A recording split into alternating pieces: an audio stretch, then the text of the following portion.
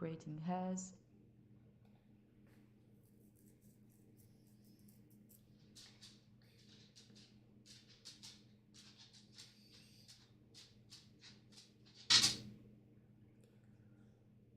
All right, hello.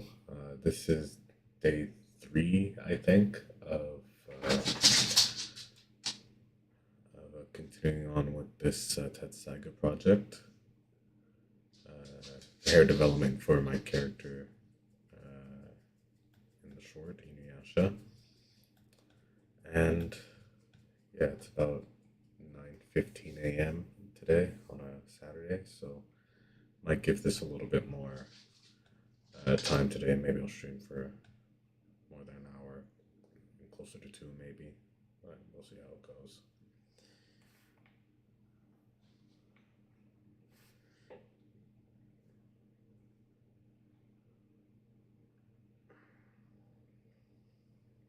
Might hear my dog walking around. He's just waking up also.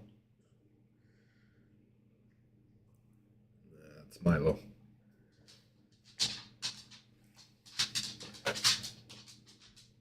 Alright, so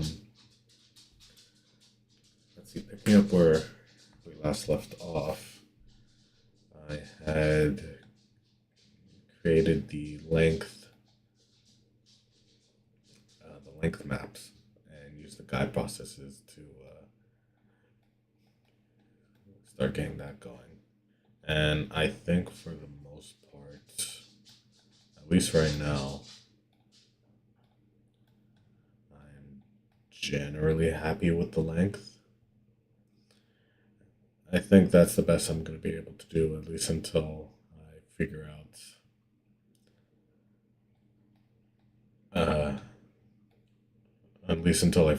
uh, the lift portion of the hair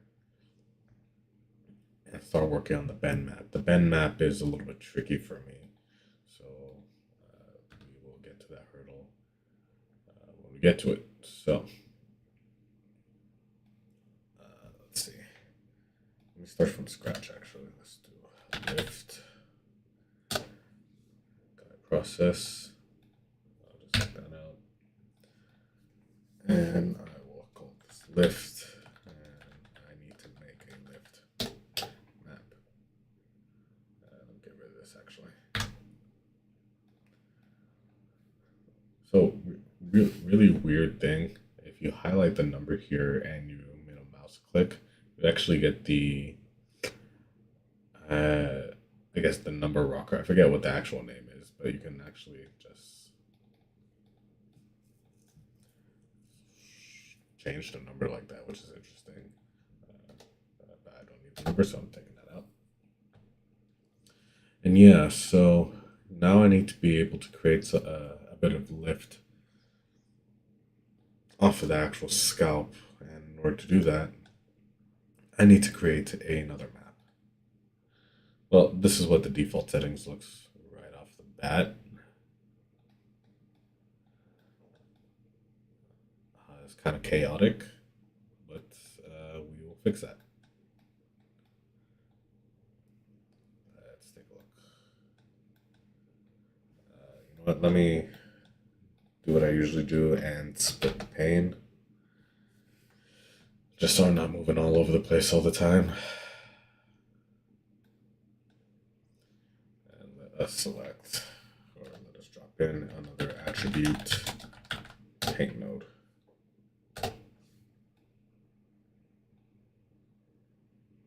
We'll come into the attribute tab, and we will call this lift map. Let's rename the node.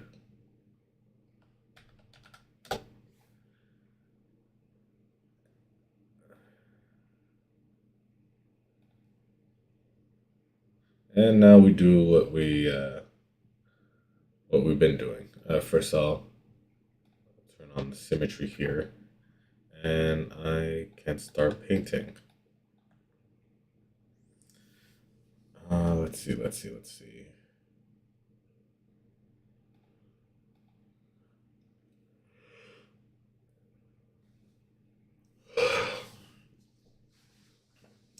want to be able to visualize this, so I'll hit the visualization button, and it created this here. So I'm going to toggle that on.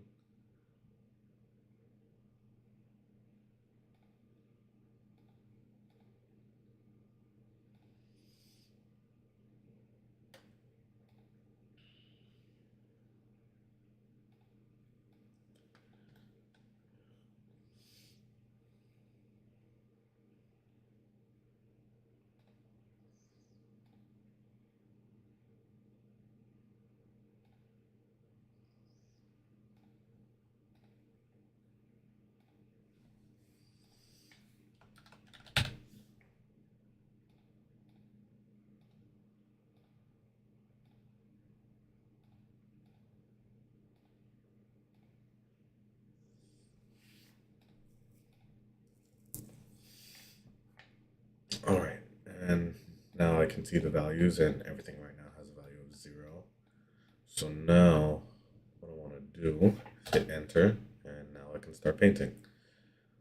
So right now I have the guide process templated, so I can see my starting off point. And oh wait, actually, you know what? Before I do that, I have to go into the guide process and actually reference that attribute here.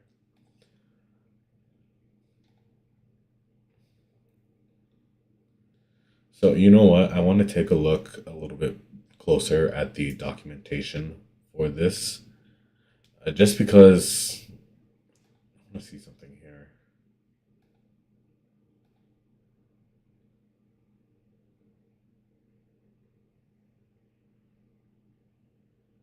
Wait. Something I'm confused about the guide process is this masking tab, because if I take a look at this length map guide process, I am referencing the my length map through here by referencing a skin attribute for the scale factor, and then I'm able to link my actual attribute map. But what is the difference between doing that and doing here? That's something that I'm kind of confused about. Like, so for example, for the lift map, same thing. I can define a lift here by referencing a skin attribute, and I can point to my lift map. But what is the difference between doing that here? So that's something that I want to kind of investigate to see like if there is a difference.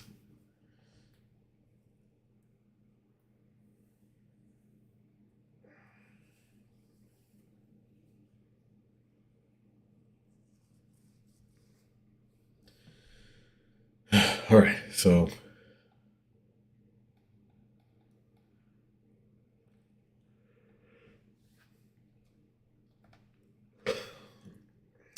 take a closer look at the documentation.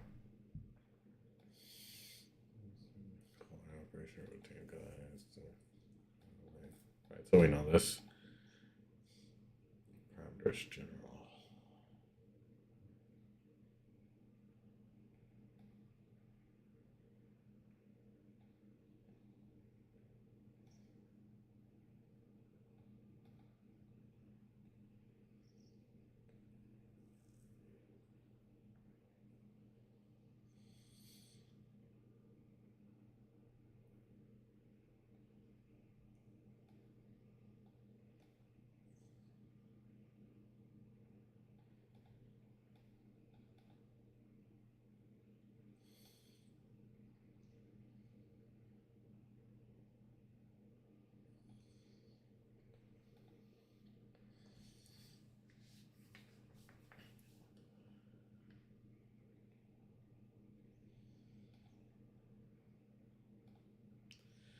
Visualize the effect of skin curve and noise mask.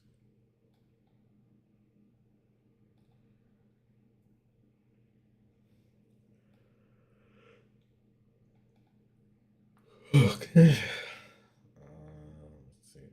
Okay, input mask blend blends the overall effect of the the operation. This parameter can be overwritten using an attribute or texture. To do this, select an option from drop down menu next to the parameter. So this is what it's talking about here.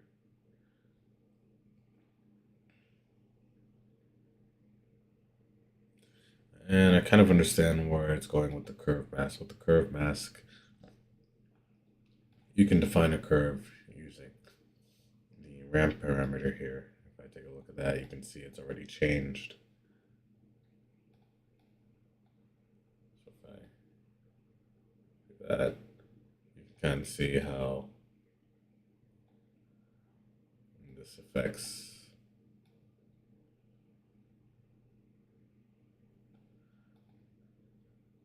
the hill. You could already see how that affects the hair.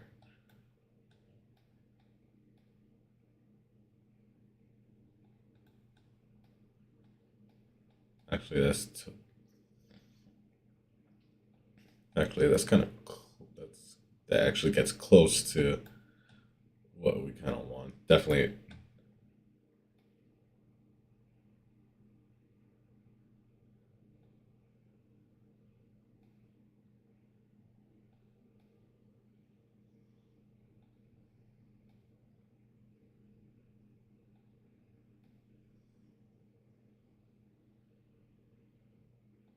Anyways, the point is that you can define a curve using this section here, but that's not exactly what I want to do, at least not yet.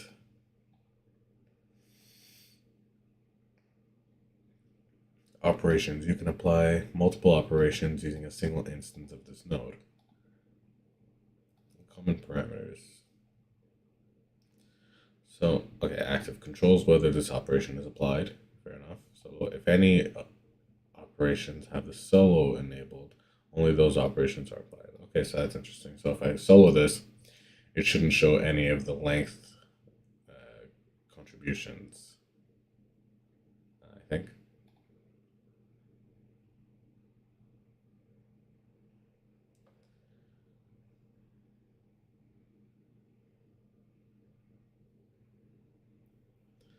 I wonder if I show that. Okay, maybe not.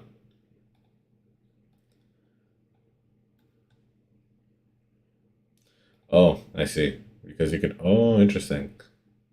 Is this always there? Oh, dang, it was. Yeah. Okay. Interesting. Yeah, you can have multiple operations within one guide process. So that's cool. I did not realize I could do that. And if I solo one, well, after I've made like some changes.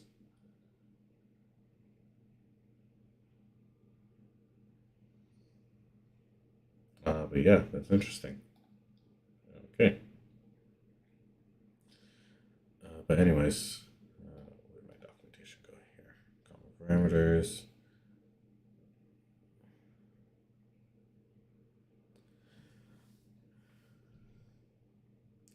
Right, and we could set the operation. Right now we have set lift because that's what we're doing.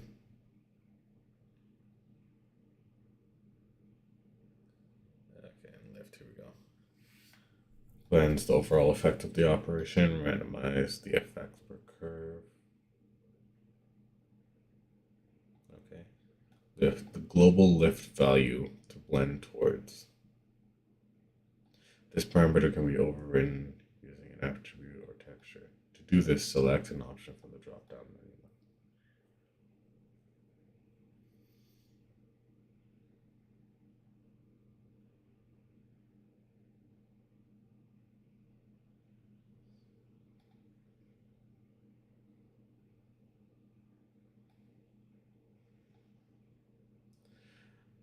I think essentially they do the same thing. I don't think there's really much of a difference.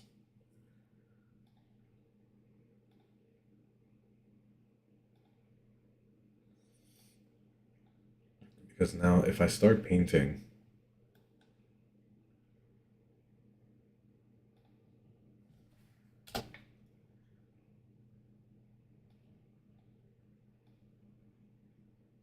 If I start painting, then like you start seeing the effects of it. So I'm not sure exactly. I think they essentially do the same thing, which is interesting. But okay, it is what it is then. All right, so let's start taking a look at this. So right now, if I paint a value of one,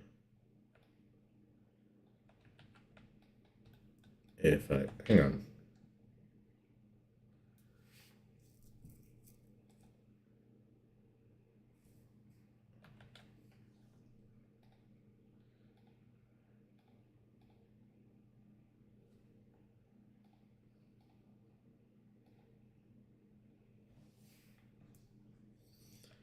I'm just wondering why I'm not. No, maybe I have to. Yep, there we go. There we go. So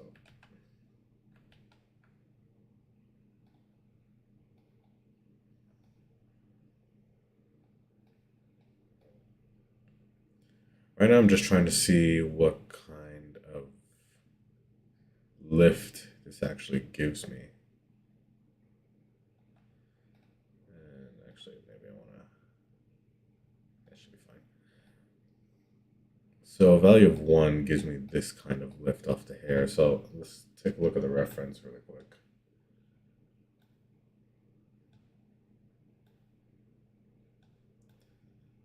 Uh,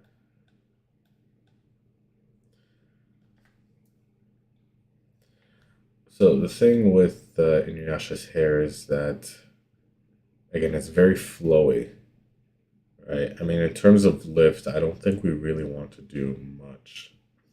At least in this back portion, most of the lift is going to come up on more or less the crown of his head. So gradually, as it goes down the back of his head, there's less lift because it's being weighed down quite a lot. But the front of his head, this whole bang section here is kind of difficult. So I think I'm gonna try. You know what? Um, let's start from the back. I feel like that's probably the most easiest place to start. So yeah. So where do I want a value of one in terms of the lift? Probably say around here, around the back side of the crown. So if I just do, and with my symmetry on, oh wait,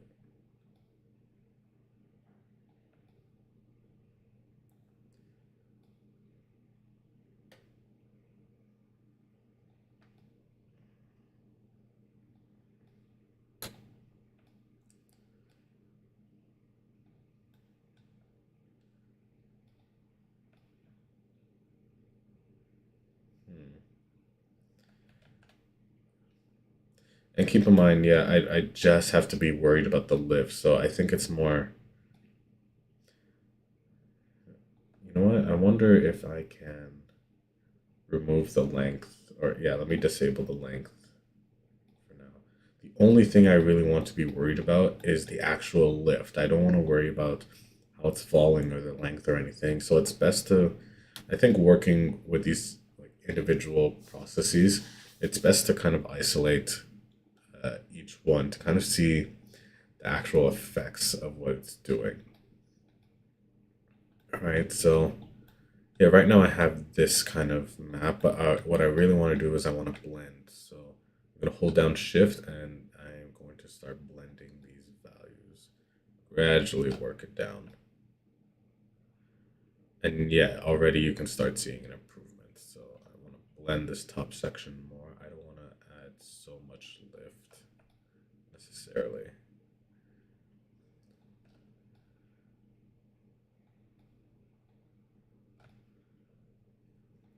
Yeah, I think the best way to take to understand the lift of how the hair is kind of set is just by looking at the root and taking a look at its direction.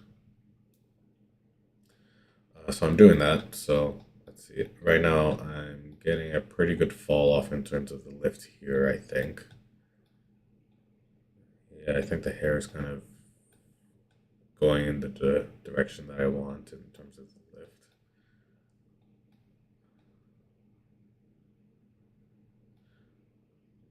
but I think I want to blend it a lot more. So you know what? I'm gonna switch it, hit 0 here, and start blending again. Again, this back area, I do not want much lift. Oops.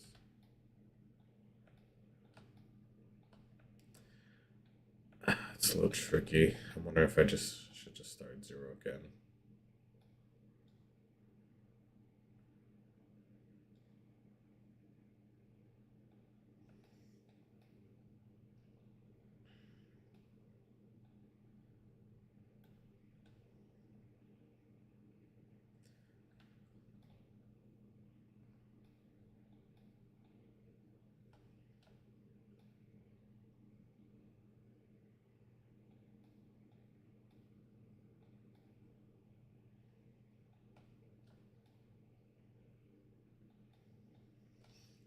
And yeah, something like that. For the lift here, I gotta add a little bit more. And just blend the hell out of it. The map kind of looks a bit messy from this profile, but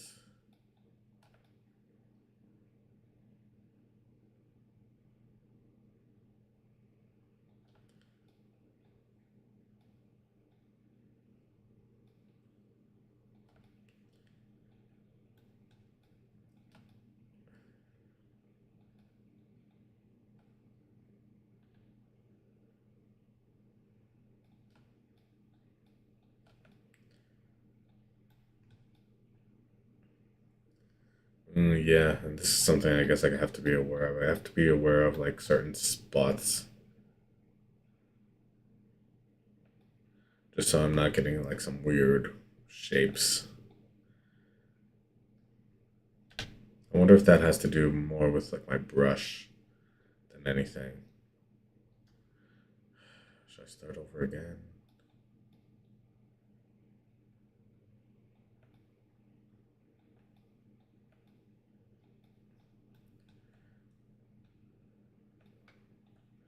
Okay, this time let's try to go for screen. I want to check all of these on, so I'm only affecting what the brush is touching. So let's try again.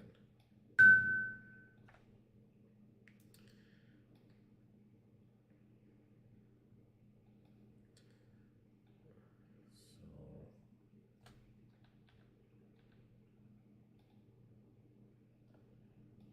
blend, blend, blend, lots of blending. Lots of blending.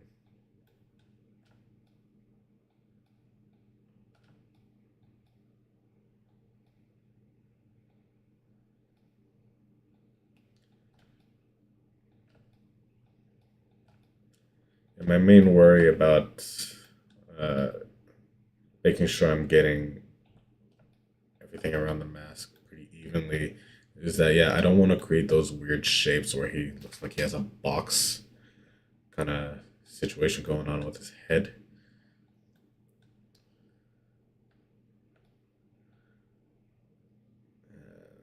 Let's try.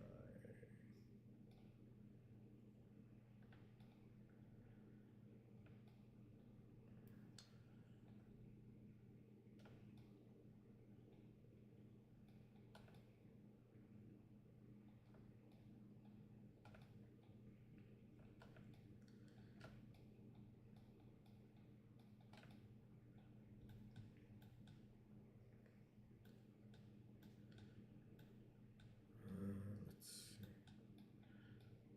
Okay, I think this is starting to look better. I think I have to touch up the sides here, but I think we're starting to get a little bit better results.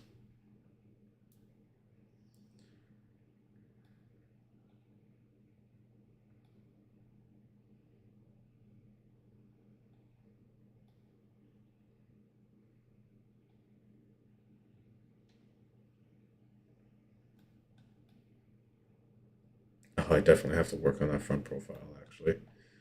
Let's hit it here.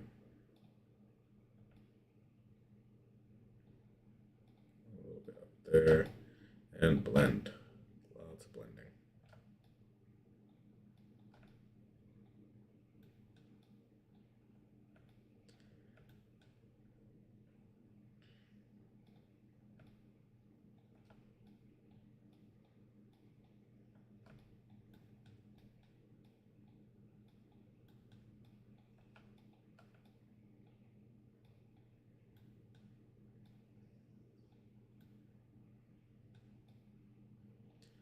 I think we're starting to get the kind of lift that I'm looking for.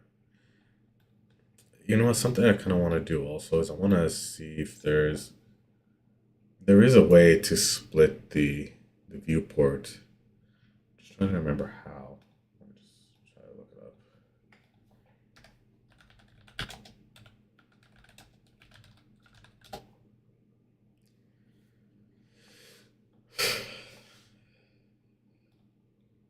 Each in particular pane can be broken up into multiple panes. We can do that with this GUI button, and if I wanted to split this left and right. That's right. So pane type. Where is it?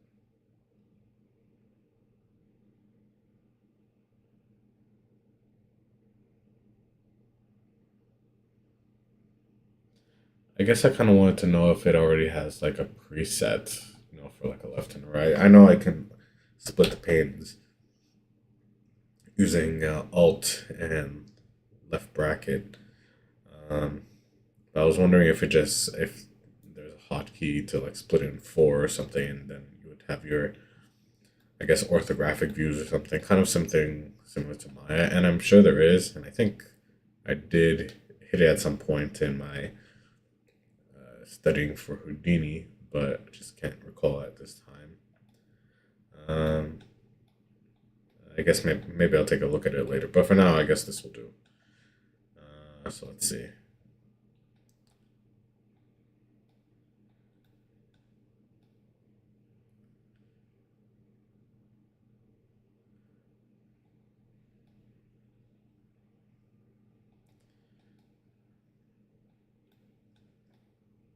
I'll give this a bit of a front view just to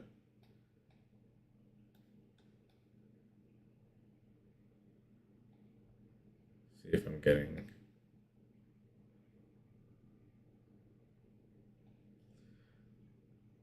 No, you know what? There has to be a way to get the different views. I'm gonna look it up because if it'll help me, then it's worth it. So let me take a look at my notes to see what I have.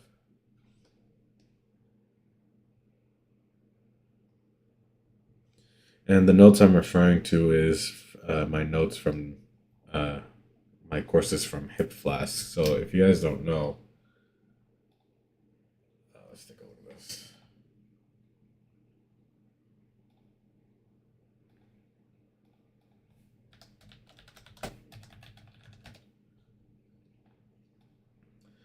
Hip Flask is a provides a tutorial series on the basics of Houdini and very important stuff that I think everybody should know. And so far, I've only gotten to, I think, his his second module. But even the first module, which is free by the way, Houdini Made Easy, the core essentials. There's a ton of information. So if anybody's looking to get started in Houdini, this is definitely a great place to start. And I'm continuing to work my way down the how do you call it? Down the list here.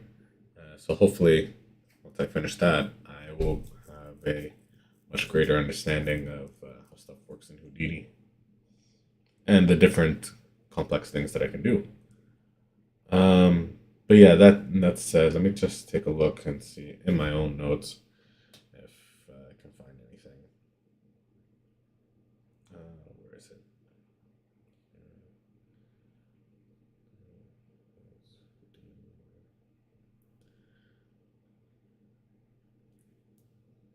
Working in the viewport.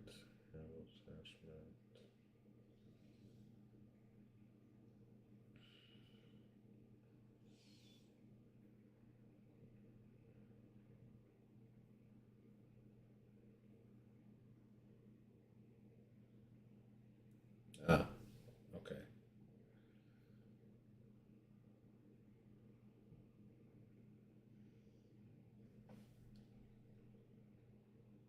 Okay, there we go. See, that's why it's good to have notes, guys. So I'm able to hit this button and I can get different layouts. So I'm trying to think of what layout will be useful for me right now. Uh, Maybe I could try and do some. Whoa, dang. Data saved in. Okay. So I just got a Houdini error. This I've seen this happen before. I didn't think it would happen in this kind of situation just because I wouldn't think this is so heavy. But okay. Yeah, so let's gonna copy this file path here.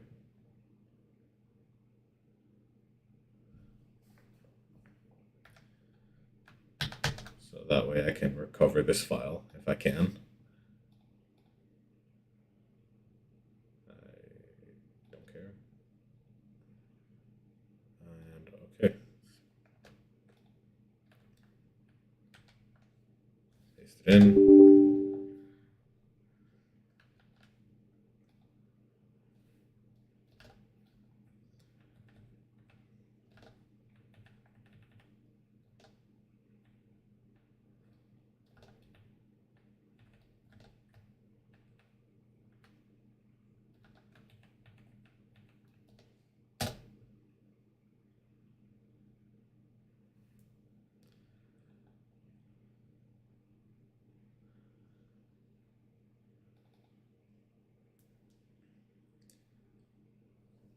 Okay, yeah, so that should be the crash file. So hopefully when I open it, my data is recovered there. It's interesting when that happens. Honestly, I've only ever really seen that happen in very heavy scenes where yeah. Anyways, okay, and it looks like it recovered our progress so far, which is good. Okay, so now that I have this back, what I want to do is right now I'm just going to save a new construction. Where am I? E projects, R&D, construction, zip. I'm gonna save this as construction 9 for now, and once I'm done, I'll save it to there again as well.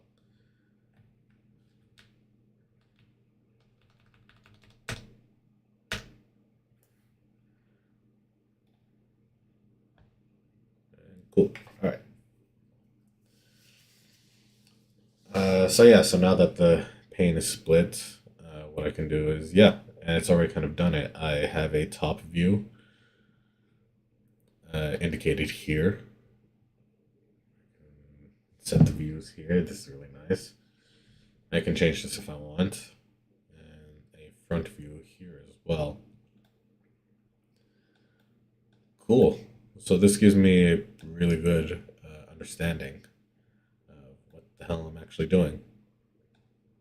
And you could already see here in the top view, I'm getting like an odd shape here.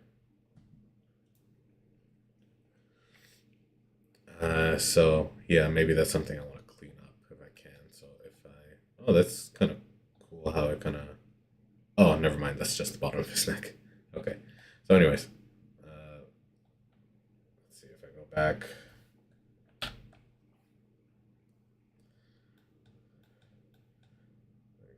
Get my pane set up properly. Okay. I hit enter. Cool. I can get back to it. I start. Oh wait, you know what? I want to see my values too. So do that. I wish. I wonder if there was a way if I can turn off the values for like here.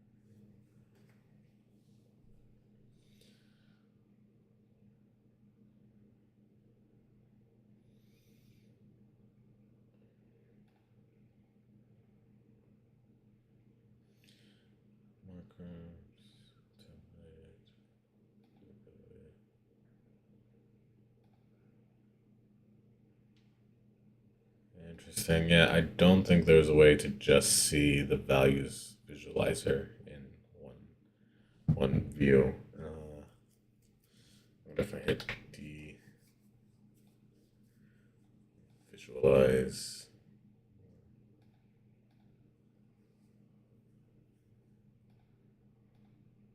Apply operation to all split views. Nice.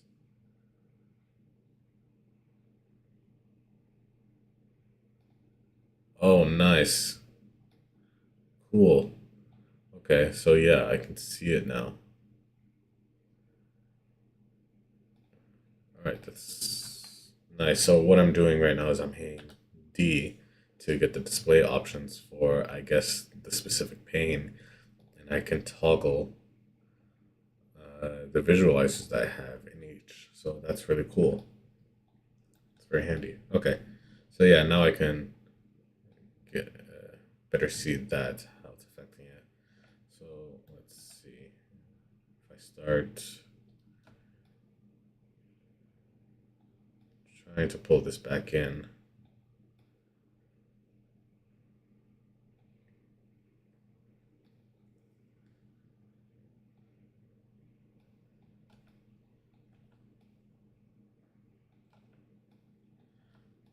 This side of his head.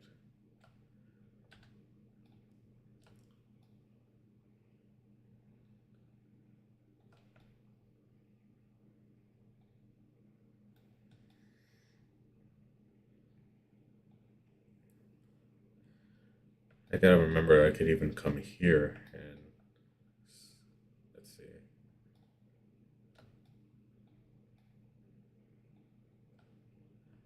Yeah, attack it from this side, and yeah, already I'm getting a much better shape. I like that a lot.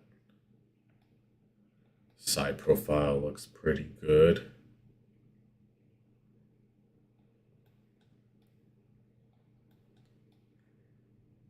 Yeah, I think this is kind of what I'm going for with the back of his head. And yeah, it's looking pretty good, I think, so far. I want to be able to come up here and start and keep going up until the point of his bangs at the front here.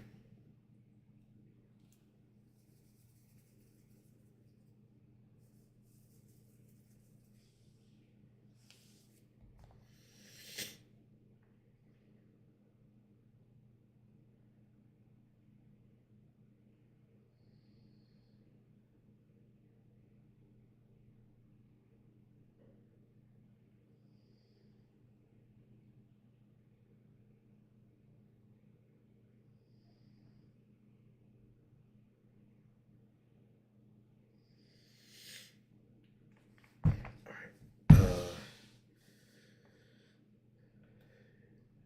yeah, so the shape is looking a lot better now on from the top view, and hmm,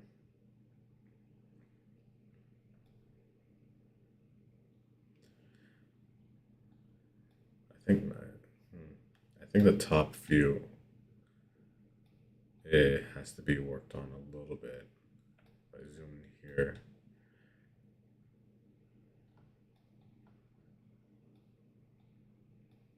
oh yeah, that's a lot better. Yeah, so you know what? I think this is the way to work in terms of lift, working in these orthographic views as opposed to perspective, because perspective it's kind of hard to get the right perspective when you're looking at one specific thing.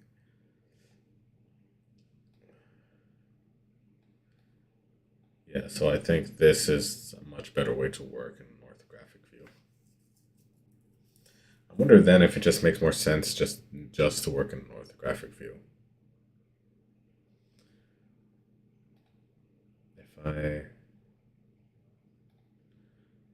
let's see if I set this view to let's say the is this the right one? Oh, well, nope. Back to perspective. Oh, change the view. Top viewport, shading, points. Oh, that's cool. Let's see, home.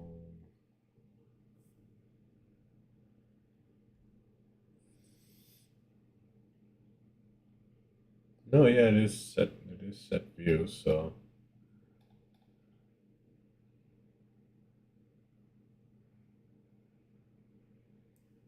yeah, right viewport. Oh, that's why. Right now I'm looking at the construction plan. I guess for the symmetry thing on the attribute paint. If I zoom in here, yeah, it just gives me the everything there. And you know what? Yeah, I think I do want to just disable the values in this situation. So actually, you know what? Let me just enable it here and just disable it there. Yeah. So yeah, I think here it matters more of the look more than anything. And yeah. Oh wait, and you can see already here I'm getting like a weird kind of shape there. So it's interesting. Like you can have different shapes in like all of these kind of situations here. So yeah, I guess I'm going to come here and I'm going to smooth it out as much as I can. Or actually, you know what? Maybe I need to give this a little bit more lift here.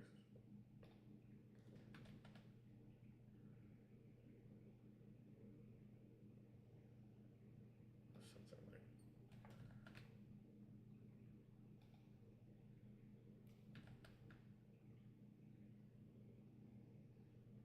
like maybe I don't want to be so harsh with this. Maybe I'll do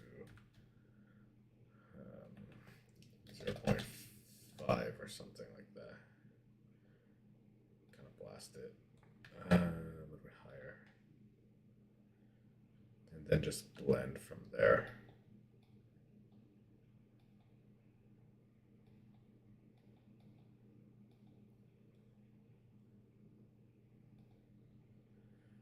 And from the side view, that's already a better kind of situation here. But you'll see that kind of affected the top view. So, and that has to do a lot with the symmetry situation as well. Just blend and blend and blend.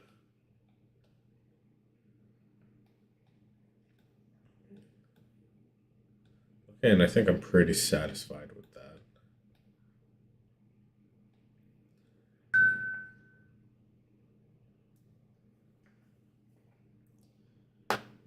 And yeah, okay, I think it's getting a lot better. So again, I want to keep going in terms of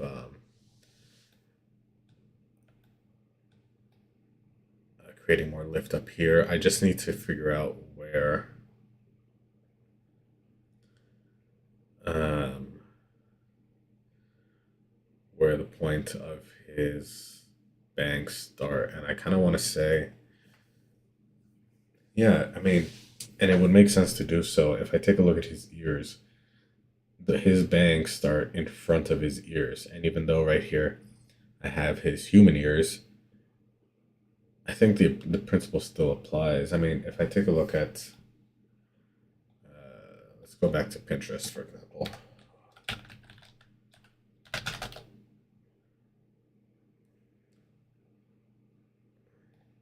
And I take a look at here, even here, his bangs start in front of his ears. So yeah, so I want to create a line pretty much from the front of his ears up around his head. Okay, so that being said, I know where to stop working in terms of the back of his head, so I'll keep going. So let's start. Let's put this at one. Zoom out a little bit here, and I want to see how far to blast this.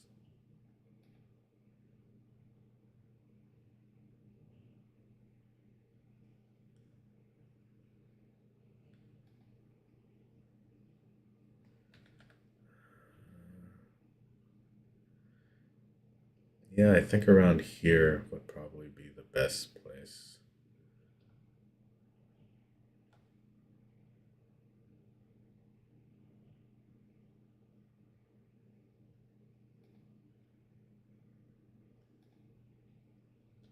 Yeah. Okay, so now is the blending.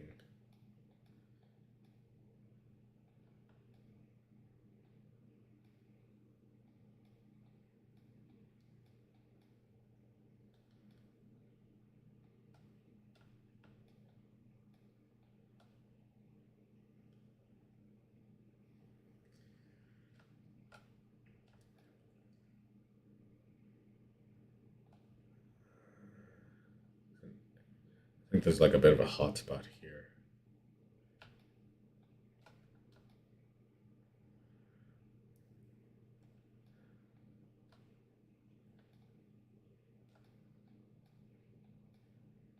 There's like this area here that I'm trying to get rid of by smoothing.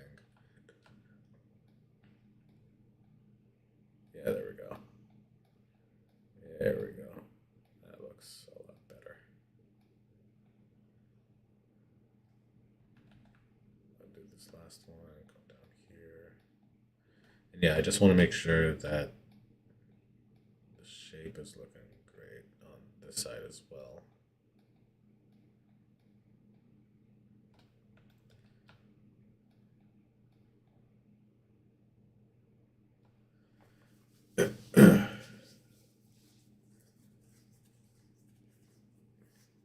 Yeah, I think working in these orthographic views, at least for the lift, is a huge help.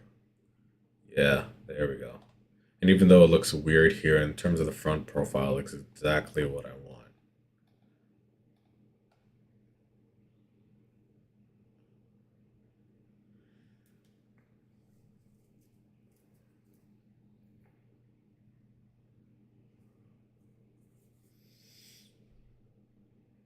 I think maybe I should have a split it in four and get this back to my perspective view so I can kind of look around.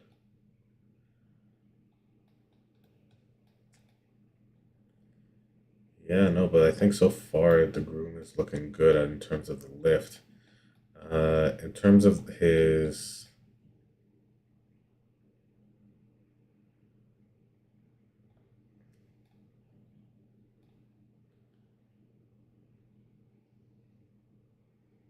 oh, you know what? It's interesting.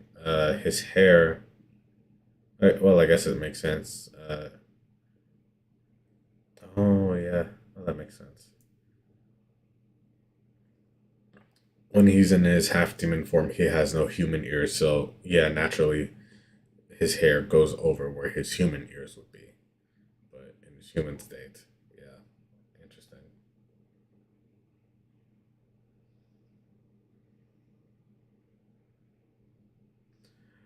So yeah, I guess this is something to keep in mind when I'm doing the real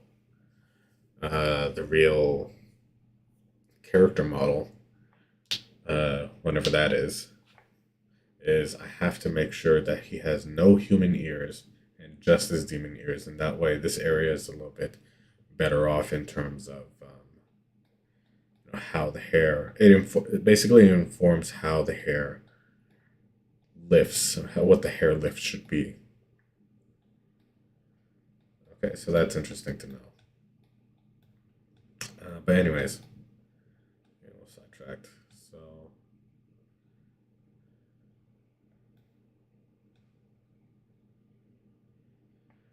I want to create more lift here. Let's see.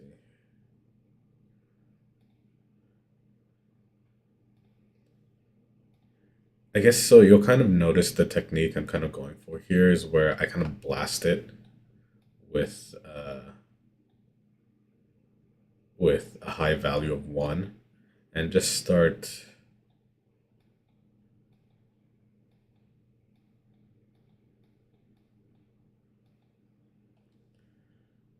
uh, blending it from there.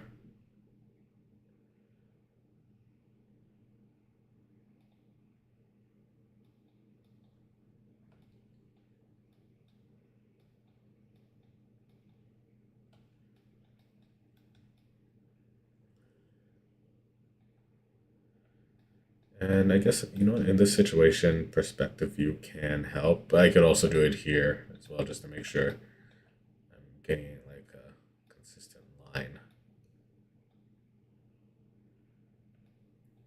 throughout the whole thing. And to be honest, it probably is better to do it in an orthographic view than a perspective view. But at least it helps me like identify that, like, yeah, I need to create that line here. So just do some more blending here. That's looking good. And you could already see I'm starting to bleed into the front bangs section of his head. So we're starting to get some pretty good lift. I'm kind of afraid to start turning on the length guide processes just to see how we're doing, but we will give it a shot. Highlight these two, and I just do that.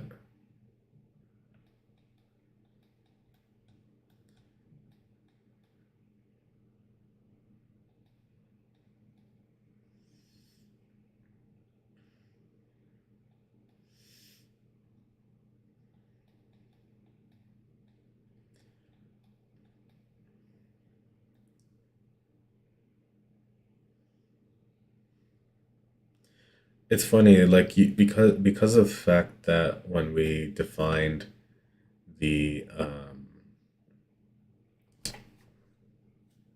yeah, I guess like when we defined the length of the hair, we did it in sections, and so like now we're seeing the result of those sections. You know,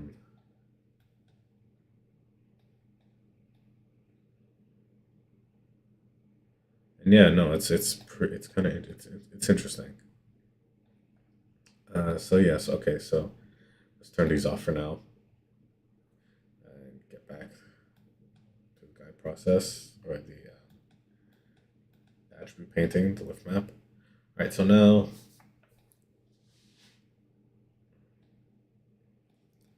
we have to start working on the front of his head, the bangs, and this is where I think the right perspective view and just a regular perspective view is going to come in handy in this situation because I can't really tell as much from the front angle. Well, maybe. I guess we'll take a look and see. So yeah, now what I want to do is for this whole section of his head, just want to blast with value of one. So, oh wow,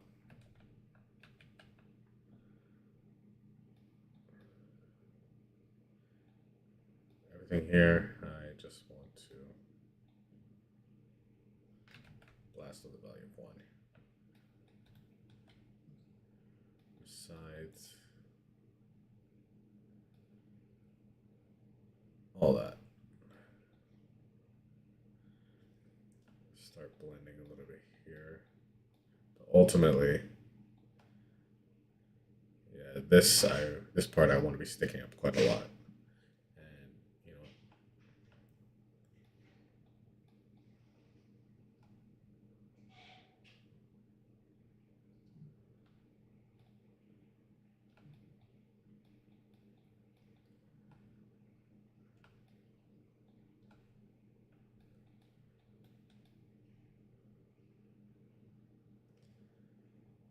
yeah, this is really what I'm going for. So if I take a look at the top, and I should take a look here too. I blasted with a value of zero because I kind of I want the front part of his head to like really kind of stick up. Maybe I'll do it again. I'll do it up to, let's say, here, and yeah, just start blending again.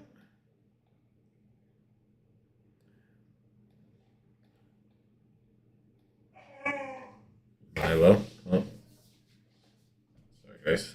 Be right back.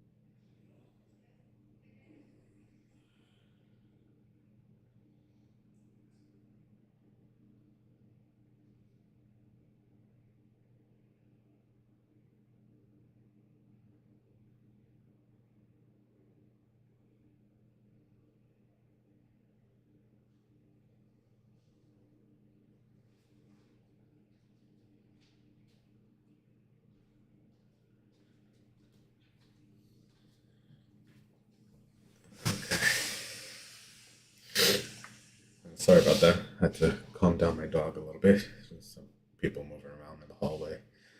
Um, so yeah, where was I? So yeah, I want to make sure that I'm getting a proper kind of shape here. I want the mainly the front part to start sticking up more. So let me try to do another blast here. Maybe not there. A little more up. A little bit more up.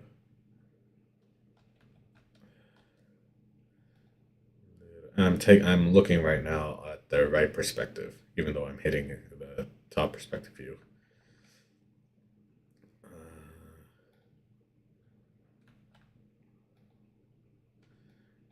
blend, blend as much as I can.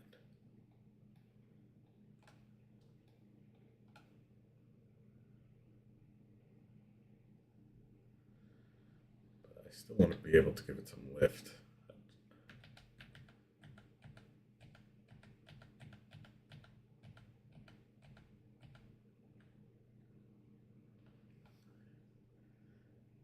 Maybe do it like 5.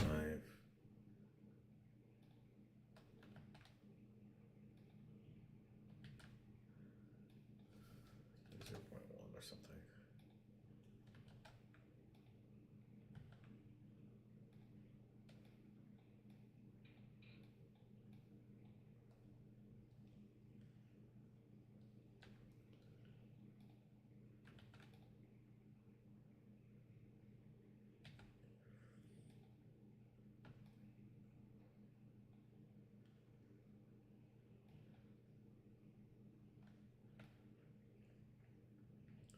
To be honest, that might even just be like exactly what I just had before, but yeah.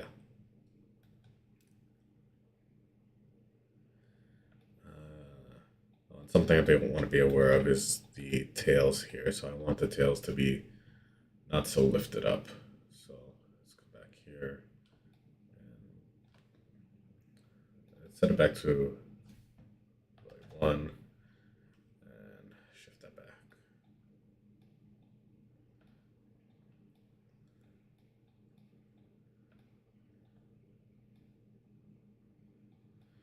I just want to make sure that these hairs are not really getting much lift, at least on the side.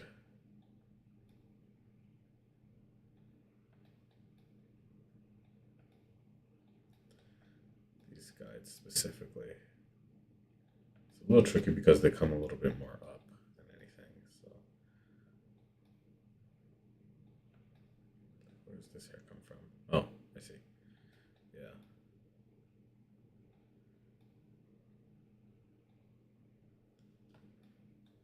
Very slight blending around this area here.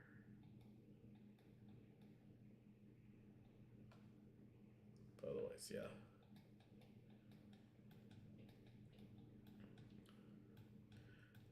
The hair pretty much comes up to here. So you know what? I think we are pretty much done.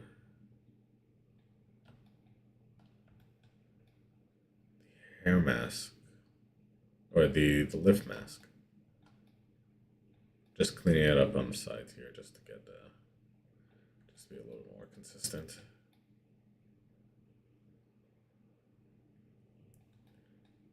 Yeah, I think in terms of lift, this is looking pretty good.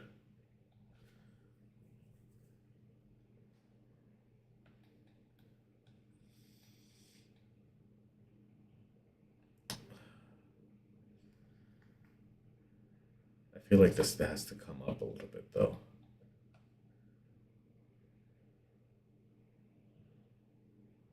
Let me try blasting it one more time.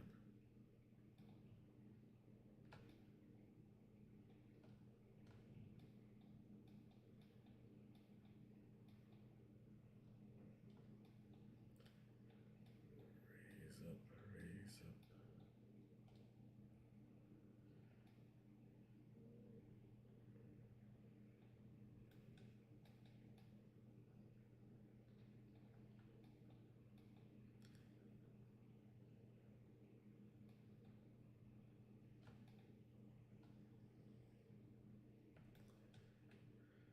Just trying to clean up the front profile a bit.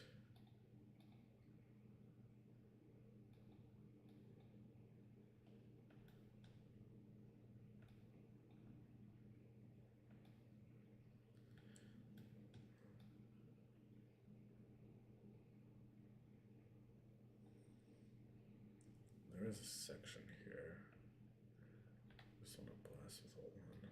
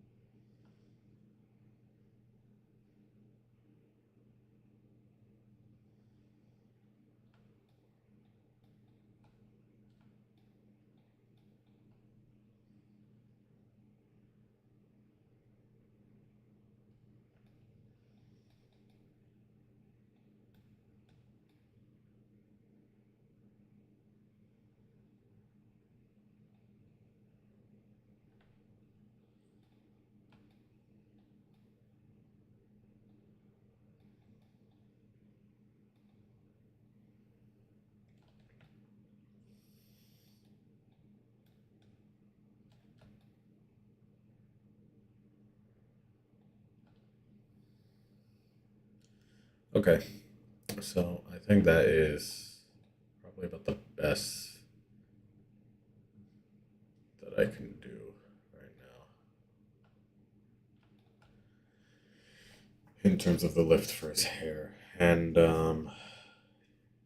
yeah, I think it's looking pretty decent. How long did it take me to do that? Jesus, it took me an hour to do this map. Okay, yeah. Well, I said I was going to do more than an hour, but yeah, okay, that's cool. Sorry, that's me cracking my knuckles. So yeah, what I think I'm going to do now is, since I'm happy with that, I'm going to start working on the bend map. Now, this one for me is, I guess, visually speaking, a little bit hard to wrap my head around. So for that, I'm going to have to refer to the tutorial a little bit to see where I go from there. So let's do a bend guide process. Let's get rid of that. Start visualizing this.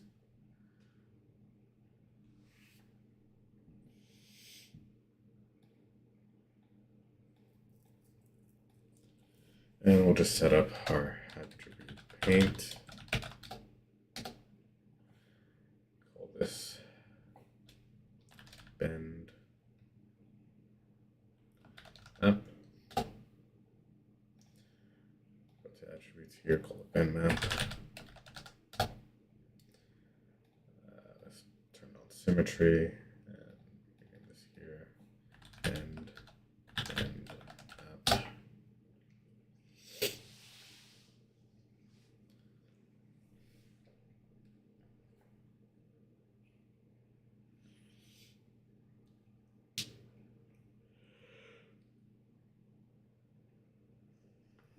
Excuse me. Just 1 second.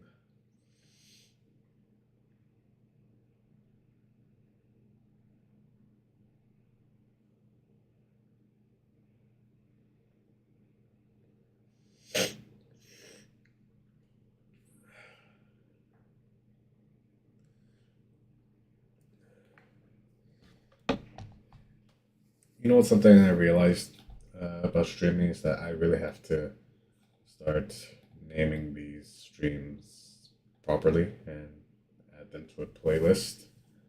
Uh, yeah, I think I just really want to be able to make sure I have all this stuff organized.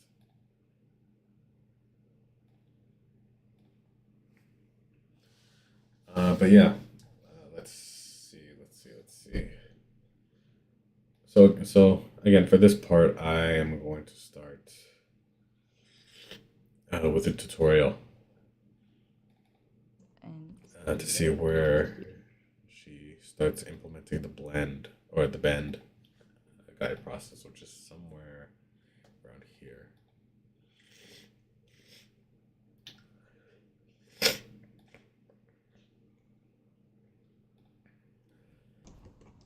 I'm going to maybe add a bit more density to understand what is happening.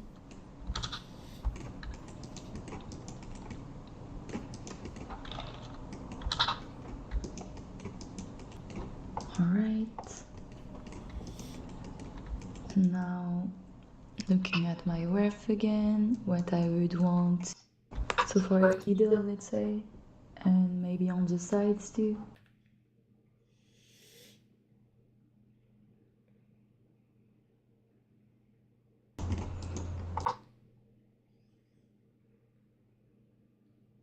On checking again.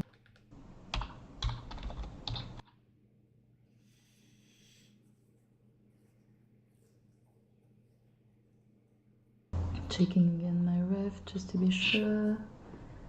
So it's more on the middle, let's say, and maybe on the sides too.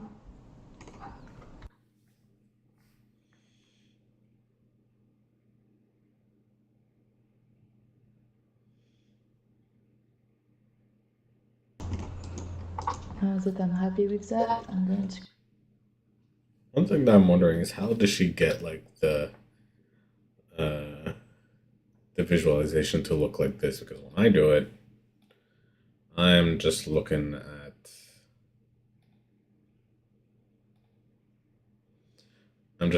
the edges rather than like a whole like thing, which is yeah. I'm just curious about that. But anyways,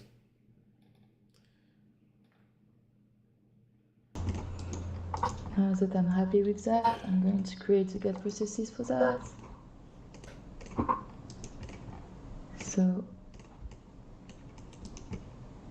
this is just my lifts.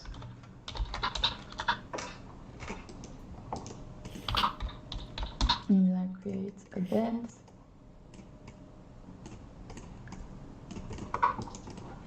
I'll first have the one that is really bended down, because it seems more logical in this order.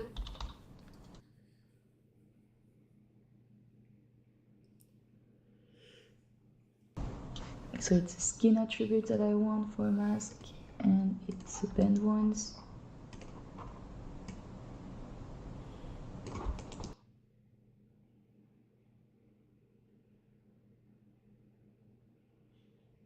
oh, interesting. I think what she does is she specify the masks in in the tab, so that way she still has the ability to control these parameters rather than having the map dictate it for her, which is interesting.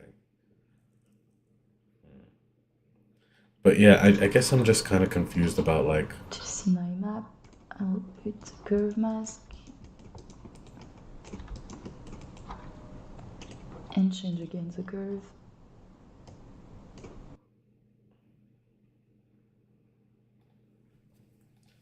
I guess I kind of have to play around to see exactly what bend is doing. So I mean, if I template this, and you know what, let's just come out of the paint attribute paint node and let's just visualize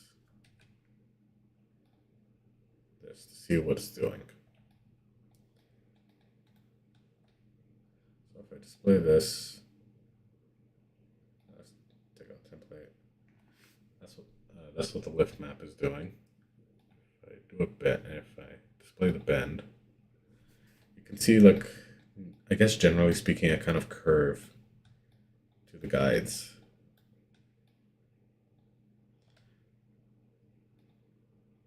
So yeah, we're just purely talking about like the curves of the guides specifically.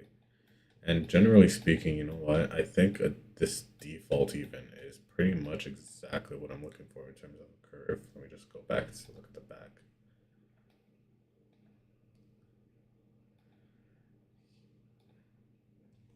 Let's take a look. If I play around with the angle,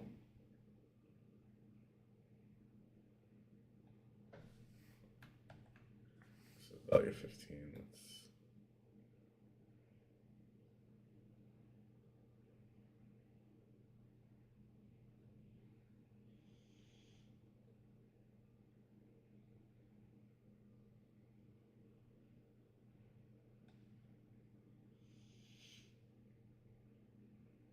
You know what? I wish if you bring this up and start scrolling. Oh, I guess it does do that. Okay, never mind. Anyways,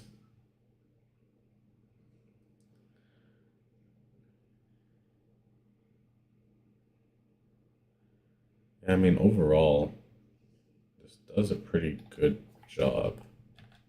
Same, even setting it back to its default. I guess I can add a random angle to get like a little bit more variation. And to be honest, that looks pretty cool. I'm just curious about what happens if I do that. Very slight angle. Yeah, if you take a look at the hairline, just get a little bit of jagginess there. I really like that. Yeah, I think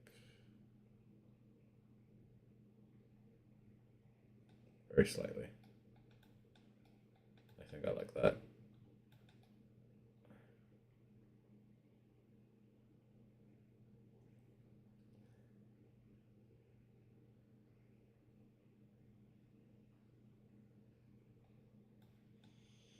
Okay. Now let's see. It's kind of funny. Like he has like a bit of a hairline here, and I think that has to do with how I set up the guide advex or the the you know what I mean, the curves. Let me just template that very quickly. And yeah, you can kind of see how these curves, they're a little bit thin, but you can kind of see them there. How they've affected the way that the hair kind of flows, which is interesting. But anyways, yeah, I think in terms of the general curve, I think that's that's the randomness bias. Yeah.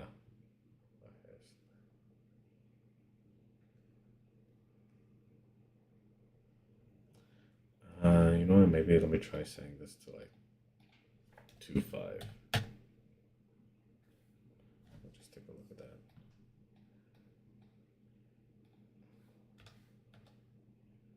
that. Whatever. Let's just keep it at that. And yeah, to be honest, that's looking pretty good in terms of most of the hair, but in terms of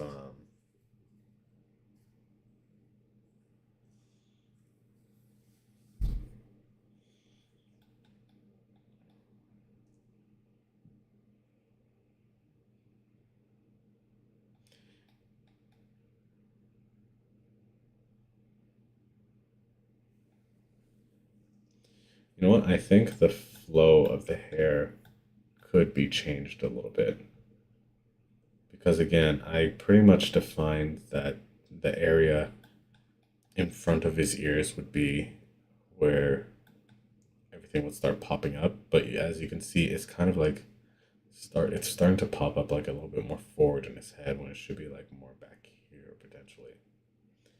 And I think I can change that with drawing the curves a little bit differently. So you know what? Maybe after I work on the bend a little bit, I will um, try that again. And that's a good thing with this workflow is that if I want to change something like that, I can just come back here and change it, and everything else will be affected accordingly.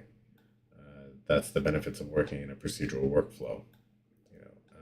Everything is affected by everything behind it, uh, so there's less things to change. So it's pretty good. But yeah, that being said, let me just come back here to my bend. And in terms of what I want to do,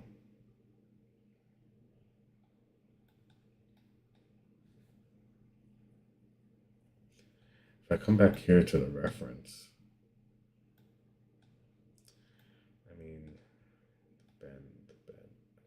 I think the bend of the curves are generally okay. It's more of the direction, at least for the front side of his head, which I haven't been able to necessarily control yet, but I think that's mainly controlled through this section up here.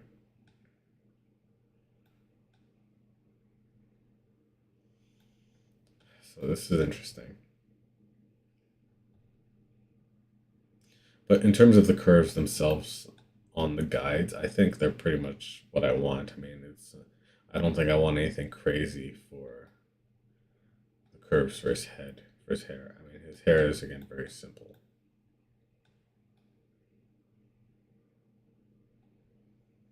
You know what? I'm wondering if I should have probably added a little bit more lift there.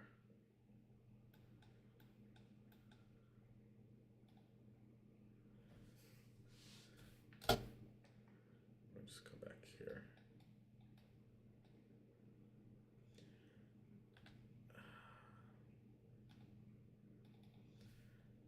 Let's do like 0.2.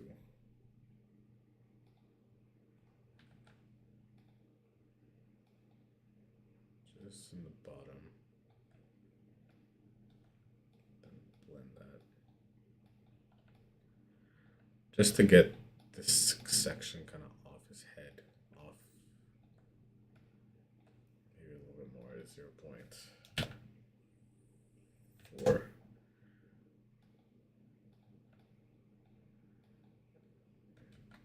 Yeah, I just kind of want these guides off of like. Where's this one coming from? It literally starts there. That's fine.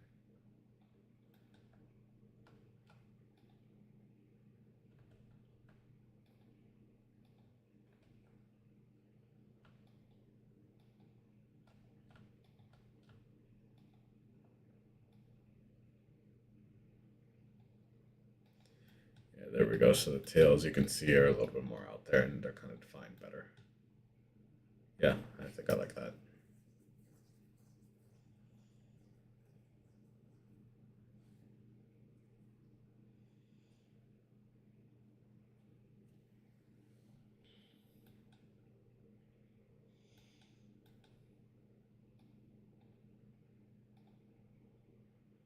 That's always kind of funny.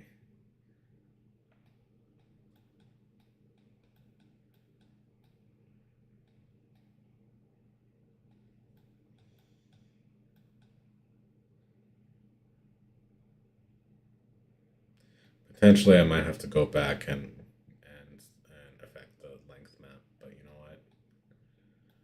I think this is good for now. So you know what? I think I should start making some sticky notes for like to make notes for myself for when I actually do the hair for this project. Because again, all of this work is kind of research and development kind of stage. You know, I want to try different things in order to figure out um, how I'm going to make this possible. Uh, so let's do some sticky notes. I'm going to change the color of this to, let's say, bluish.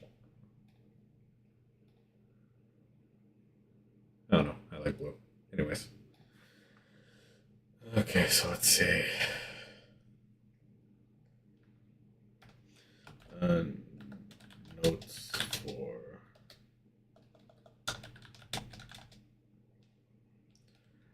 production.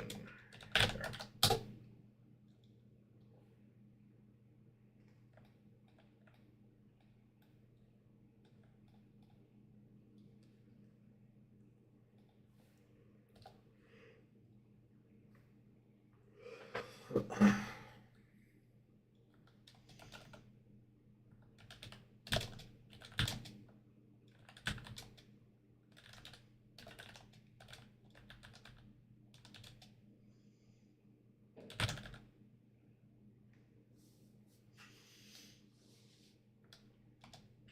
and maybe even some of these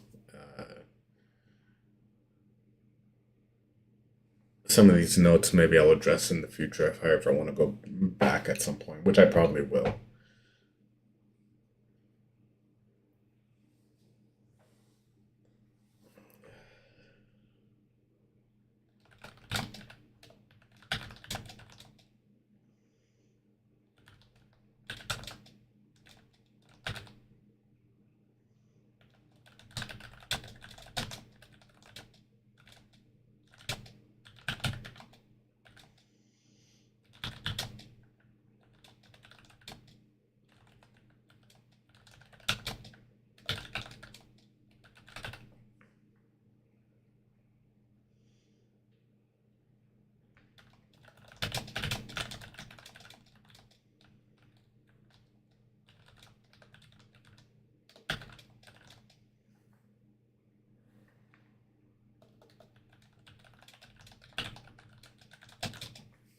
I forgot the term that I'd used for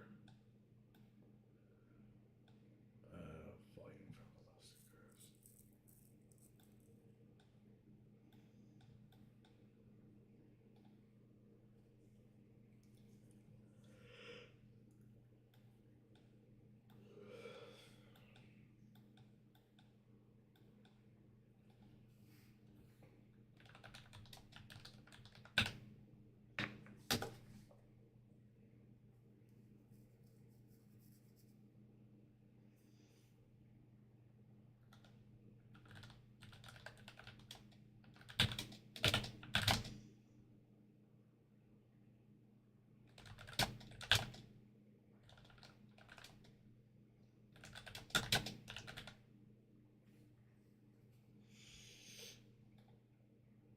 Yeah, so these are just, I guess, some small general things.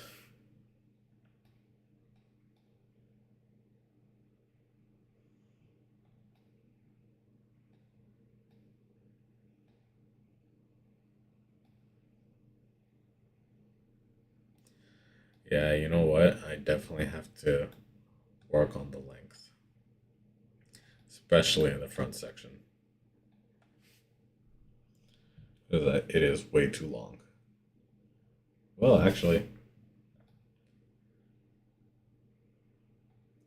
yeah, it's way too long, and like especially in the sides.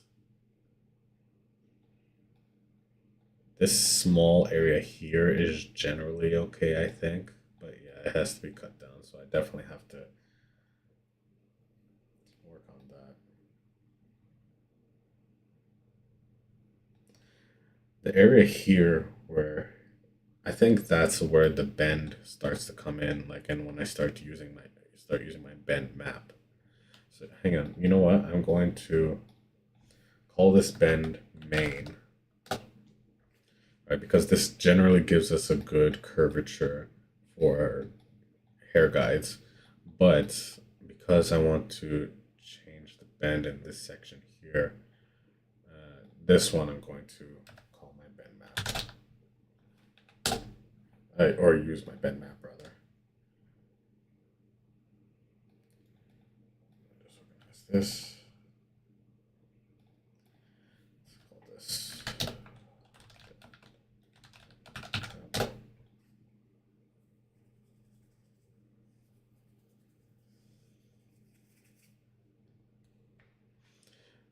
And this one is going to be affected by skin attributes. This one is going to use the bend map. Should I use a bend map or should I use a?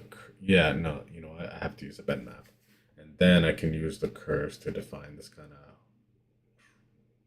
situation here. So you know what? I'm going to let's go back to our bend map. Start painting. The only place I want to paint really is just the front section, and you know what? Let me turn this into a take the display off. So I'm just working on this again. And you know what? Let me turn off the lengths for now.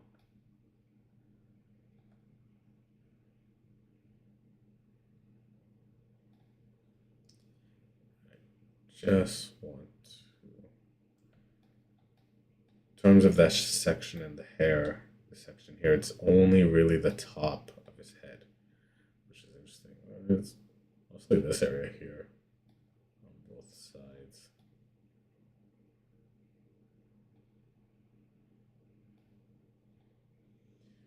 Uh, yeah, I mean, otherwise, where am I going? Otherwise, it's very specific what this is doing. So, I mean, this is using the bend. Okay, let me display this template. So now I've defined the region where I want this to affect. So now I'm going to use a curve. And now this section is only affecting this area here.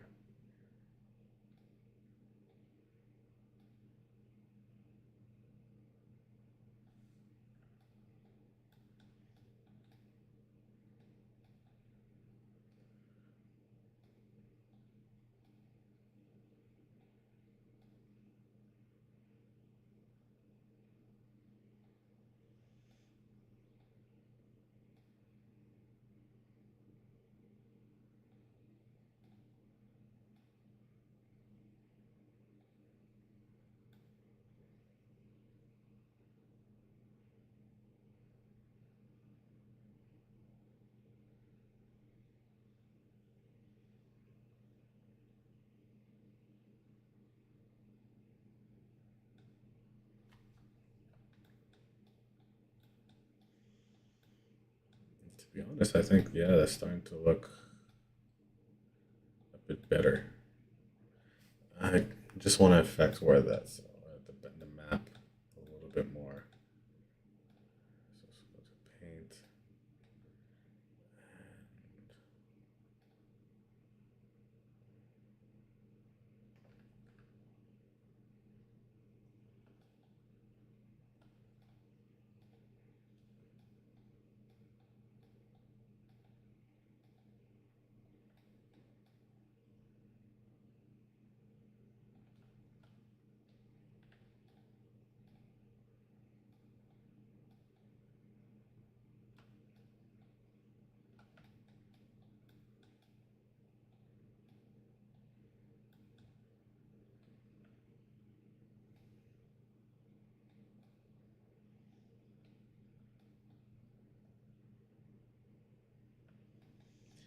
Yeah, it is tricky trying to get this right.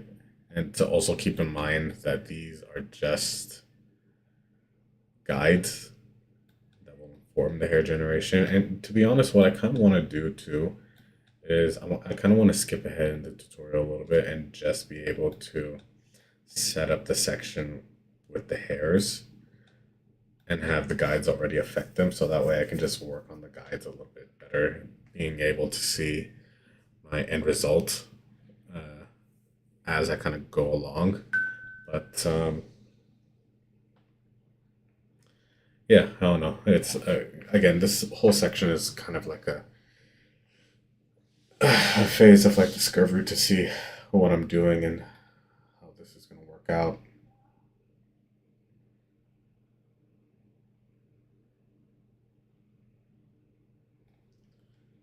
So yeah, I mean, it's all a work in progress.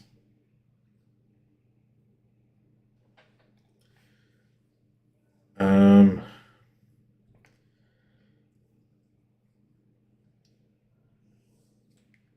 let me see. How long have I been streaming? I've been streaming for about an hour and a half. I guess I can. I'll keep going for a little bit longer. Still fairly early in the morning. Well, maybe not early, but it's still morning. It's about quarter to 11 right now. Um, hmm.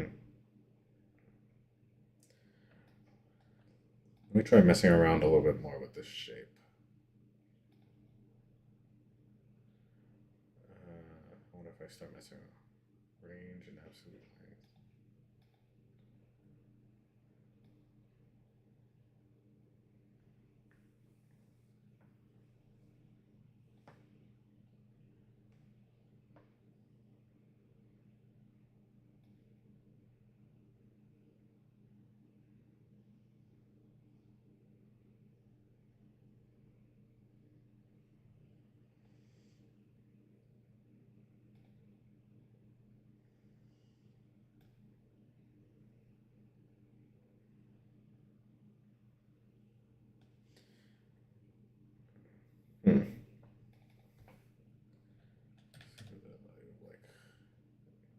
You know what it is? It shouldn't be affecting here. It should be really affecting like the top ends to get like this kind of shape.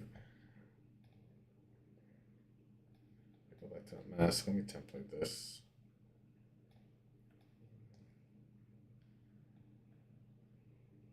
Yeah, it should be higher, like somewhere around here, potentially.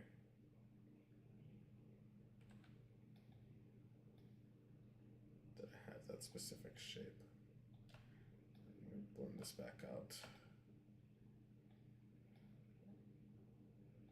But it's mostly here that has that kind of shape going on. Sorry if I'm kind of whispering. Let's see, template that off. Uh,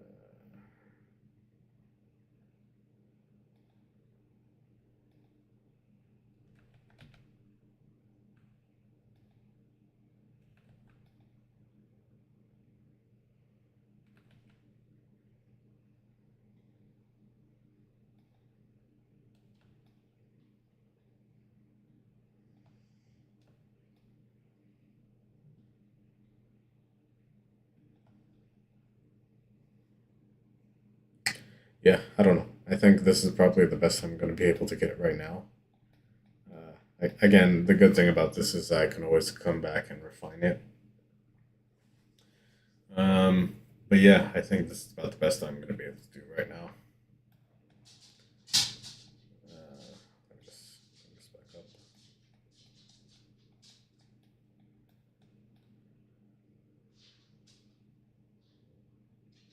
I definitely have to. You know what? I'm going to go back and work on the length a little bit more because this is starting to bug me.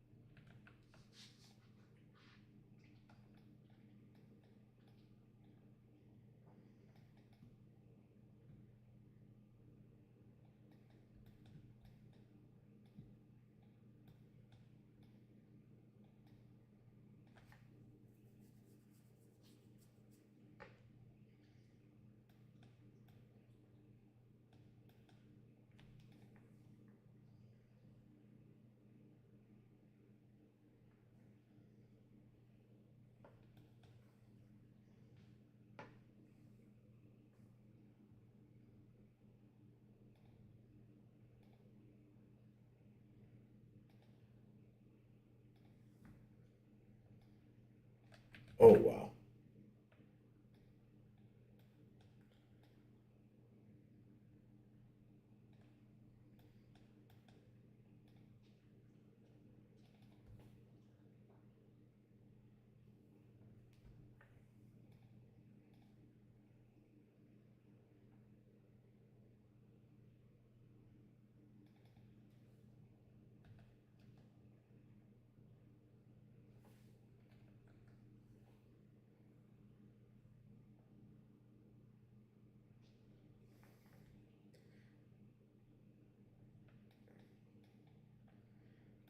Yeah. No. Anyways.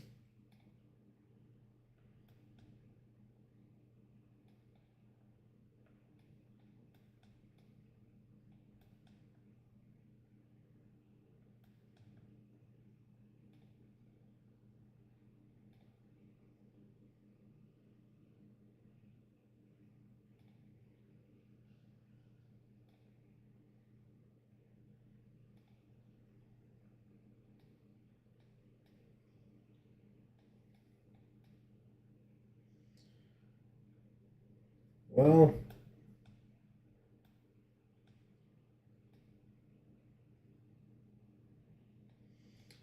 wondering what's.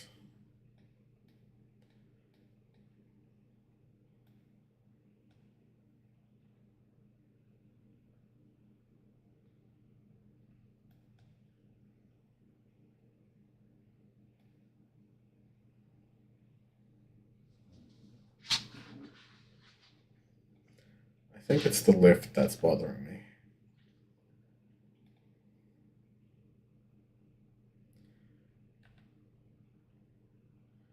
I think it's blending too much with the rest of his head here.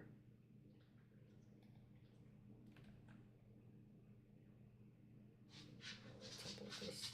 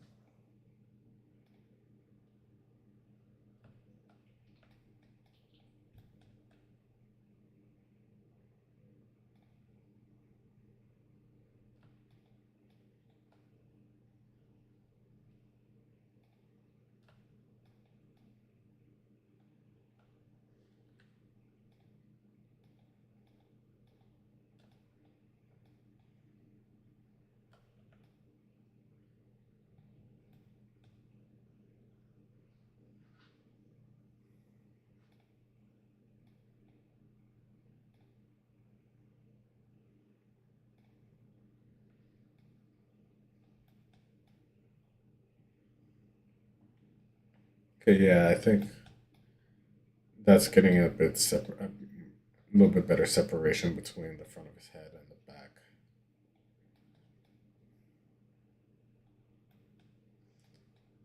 To be honest, I feel this is kind of close to like what I had last time, but I think I'm a little bit more happy about this.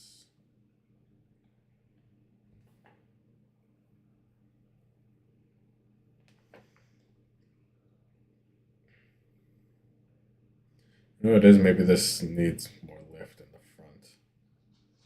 Maybe that's my issue.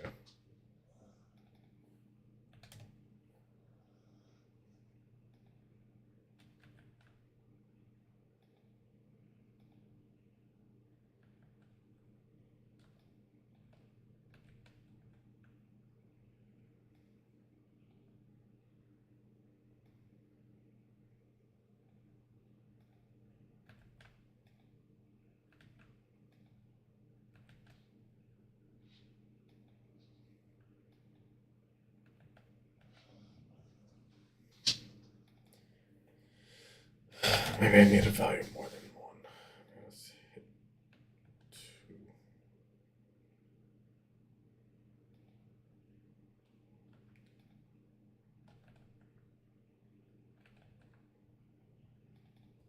Let's do 1.5, not 15. 5.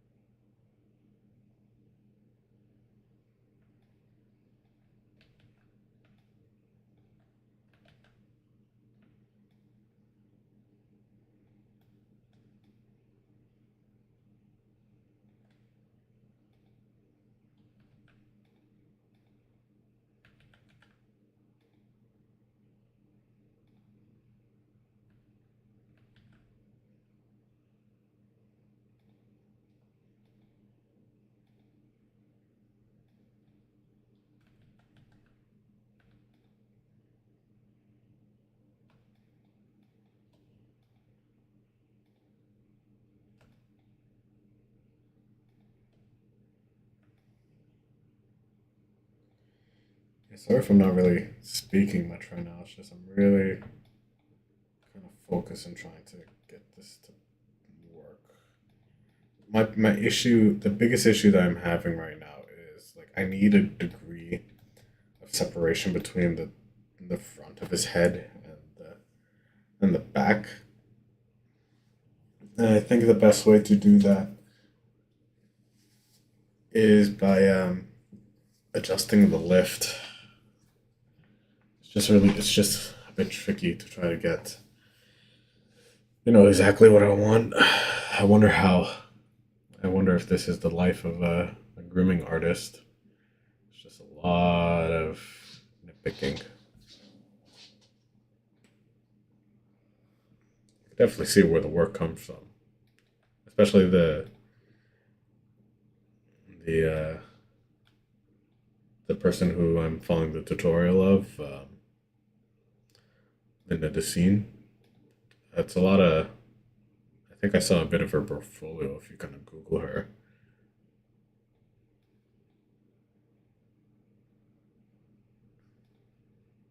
Senior groom artist. Yeah, I mean, look at this. This is crazy.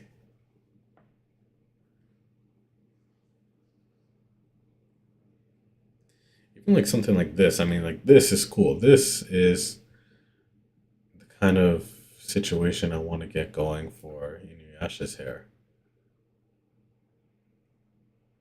I guess right now I'm kind of following her workflow that she laid out in this tutorial. I'm not sure if I can get this level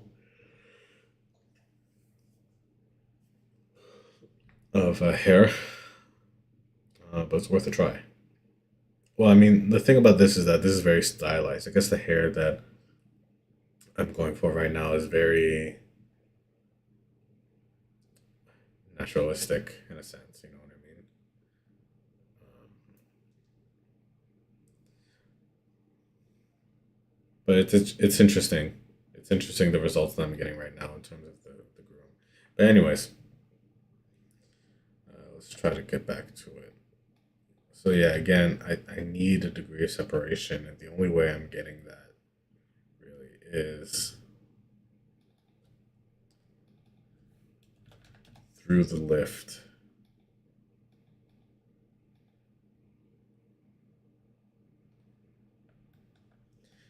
Let me turn these off. Yeah, this gives me a little bit of a better view. I need that separation from the lift. Uh,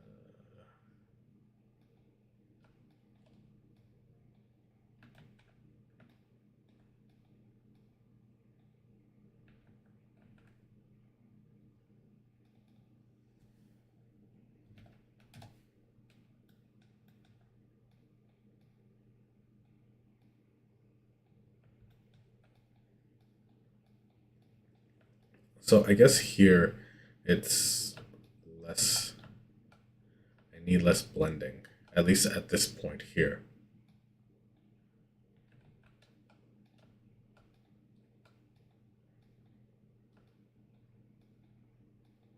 Back here, I can do all the blending I want, but at this section here, let me put that down in my notes. When working on the lift to better define the front back section of the hair, it's important not to blend.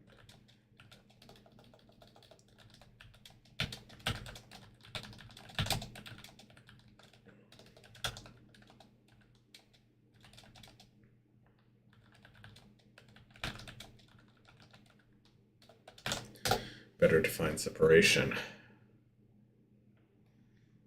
Whoa, okay.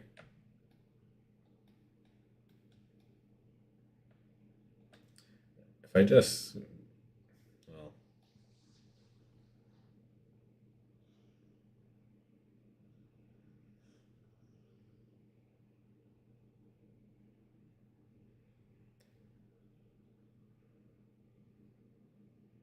and the thing is too is that And I think this again has to go back to the curves that I drew. I really needed to start coming forward. I wonder if I start painting again. Oh wait, I'm currently using the cache.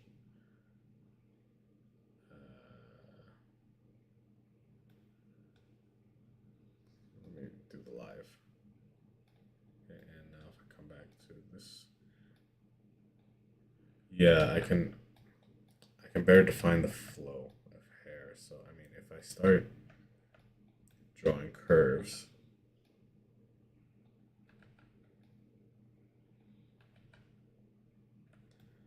let me template this and let me see the curves more.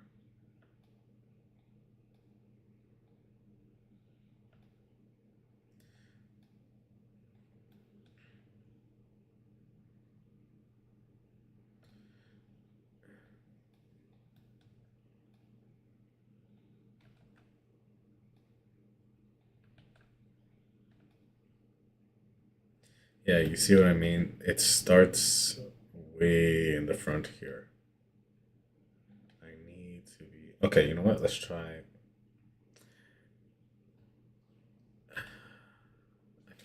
Can I select this and delete?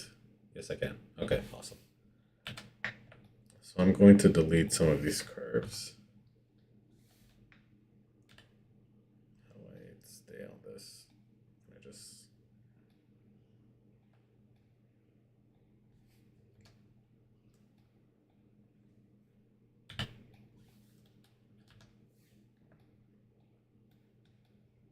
okay. So let's get back to drawing. Oh shit. Damn it. You see what I mean? By deleting those curves, what I ended up doing was adding a bunch of blast nodes.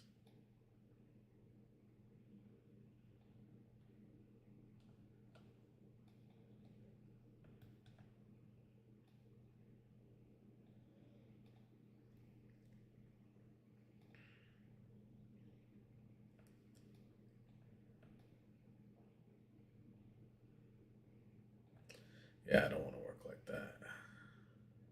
It's really annoying. What's the lowest value? I think starting from the 12th curve.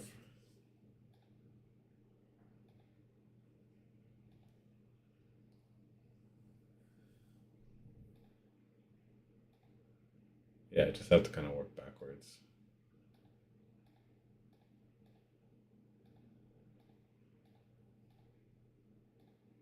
Yeah, so about there. Okay, that's better. So now let me try doing this again.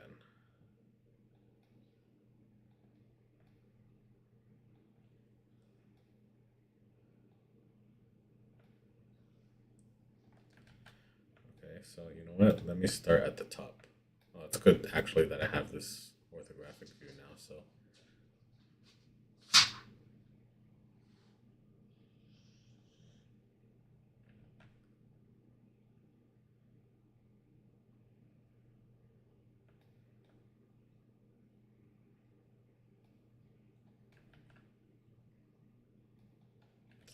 damn it.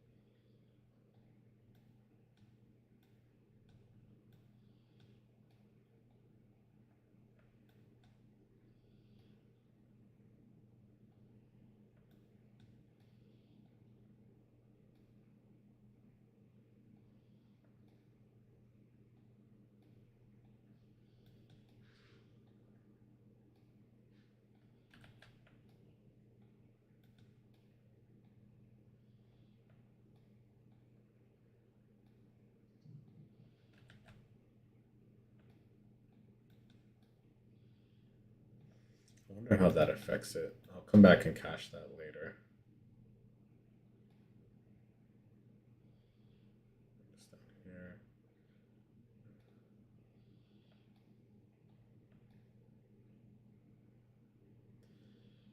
In terms of flow, I think that gives it a bit of a better flow. I have to adjust the lift a little bit. So yeah, now I'm kind of hopping back and forth, giving this a little bit more lift there, and I'm blending it a little bit just to get the shape, a little bit more volume. Let's put this up. Let's go back to one. I'll blast it, and I'll blend, blend, blend, blend.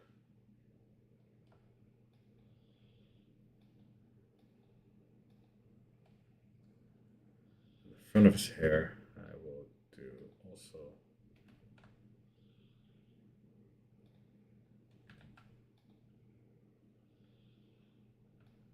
I'll do a little bit more lift.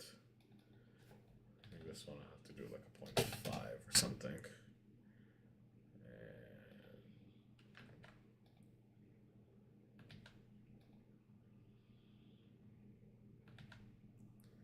maybe it's best to like hit the front of his head here and jabam.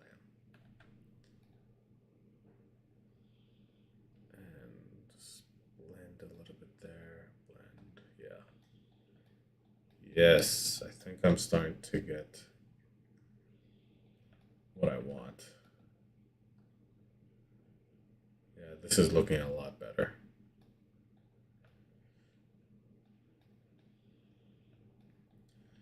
And I don't want too much lift in the very front because I want to create those bangs. So let's get this back to one. Just blend.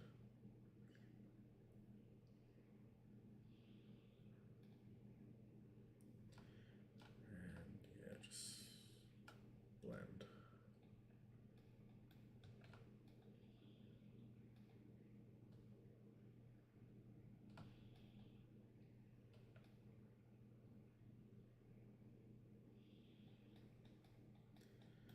Oh yeah, this is looking so much better. If I turn back on the length.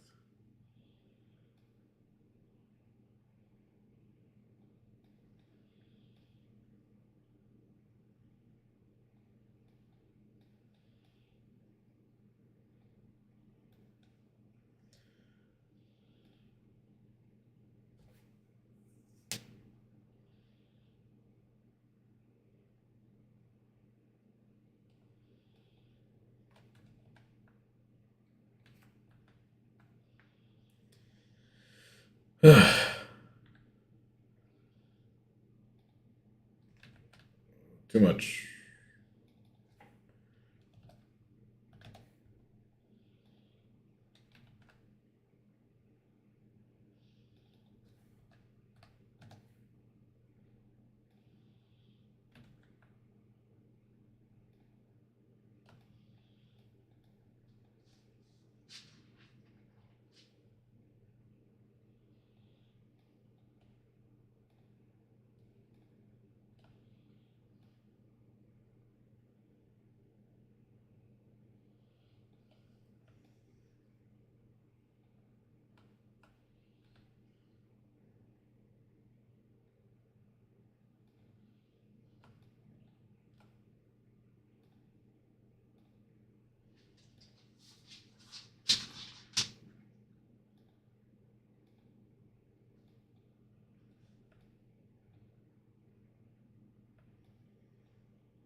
And again, start from the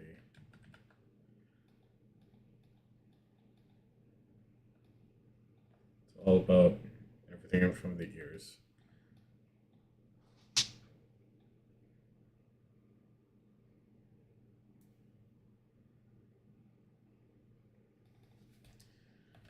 Three,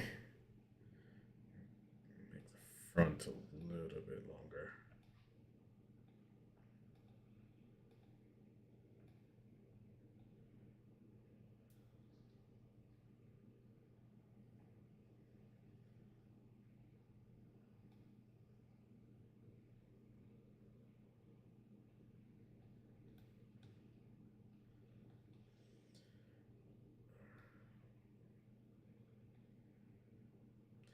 been using the bend map?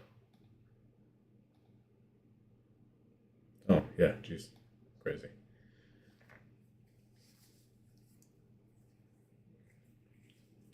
So yeah, I think that this bend creates this kind this kind of bend along the front, or like around the corners of the front of his head. I mess around with that again just to show you how it's affecting it. You can see right there. And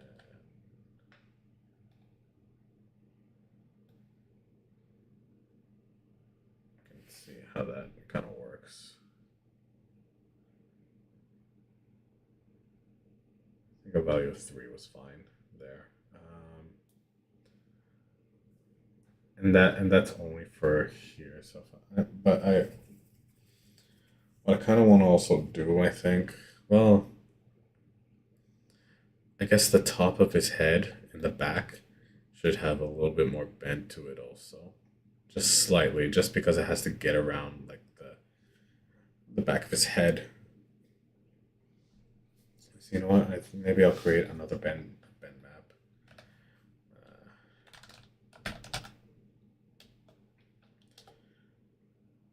What am I doing? I want to do an attribute paint. I'm just gonna call that bend map, or do bend map 1.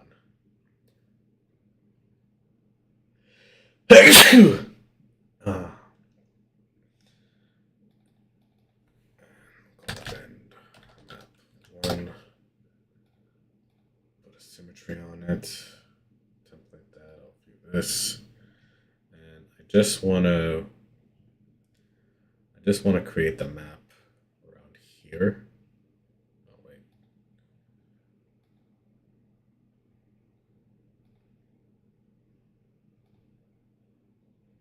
Oh, that's why I'm not visualizing it.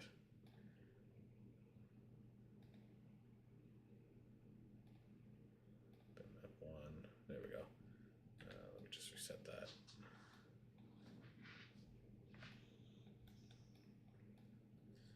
So yeah, I think this area here. Let me set this to.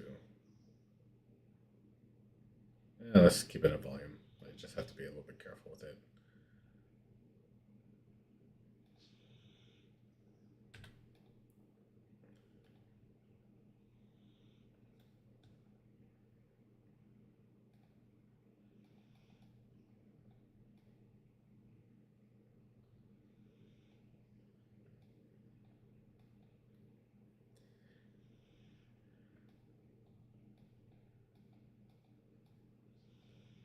Yeah, this area here, I just want to create a little bit more of a bend.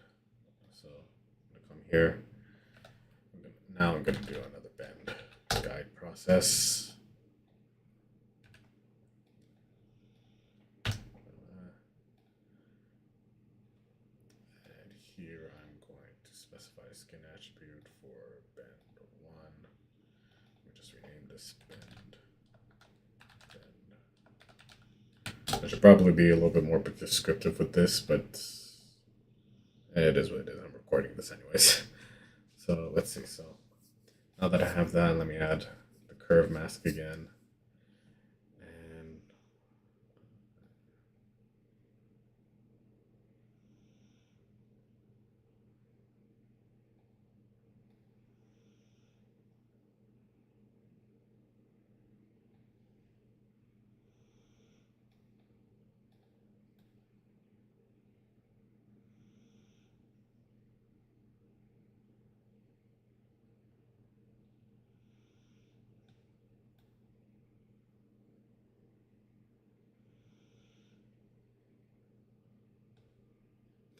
I don't know, something like that. I mean, yeah.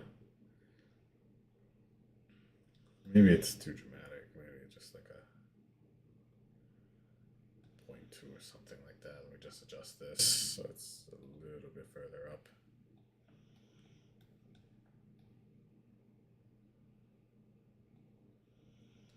Make sure I'm templating the right thing so I can see it.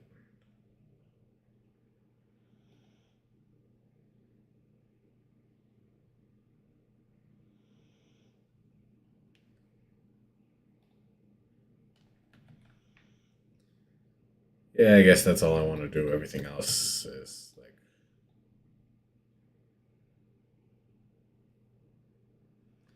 I guess so. Okay.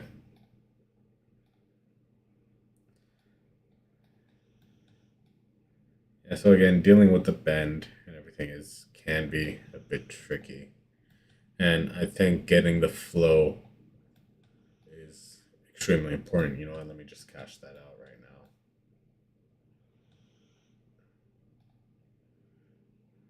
Save to this.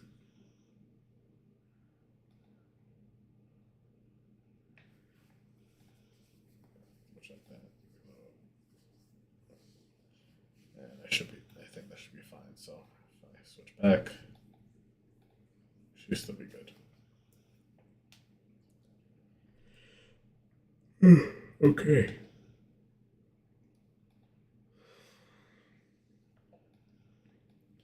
So this is where I'm at now.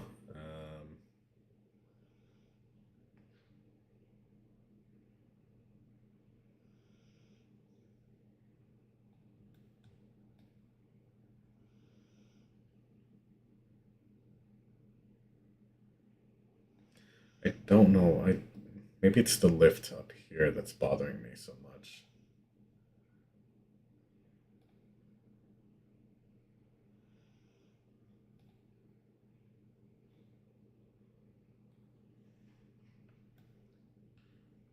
But is it the lift that's bothering me or like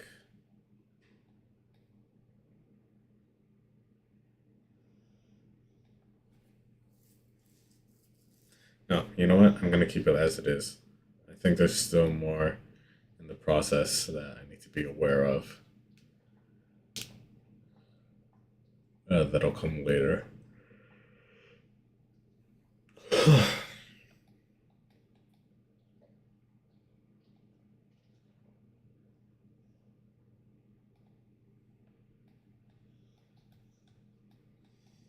But yeah, this is where we're currently at so far. Um,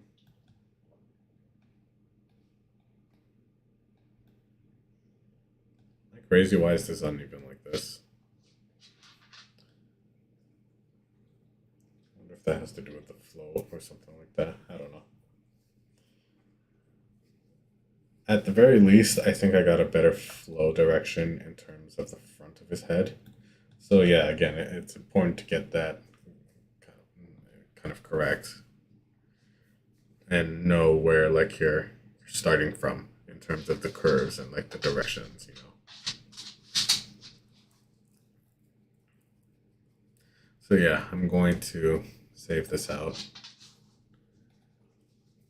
and give it a bit of rest for now. The next time we come back, I guess we're past the bend process. So I mean, let me take a look at the tutorial and see where we should go from there.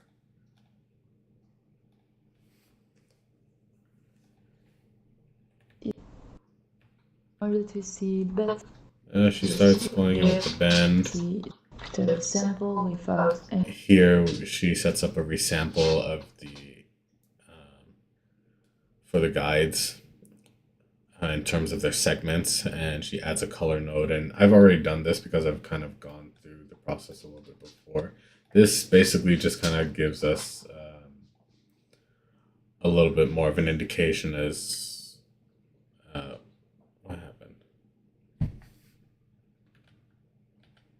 Oh, yeah, I knew something was wrong. Yeah, this just gives us.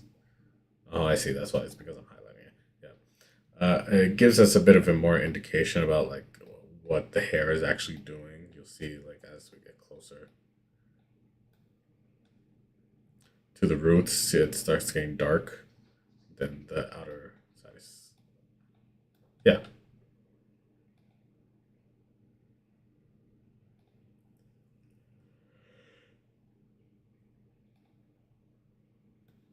Um, and then from there, where does she go? Any other,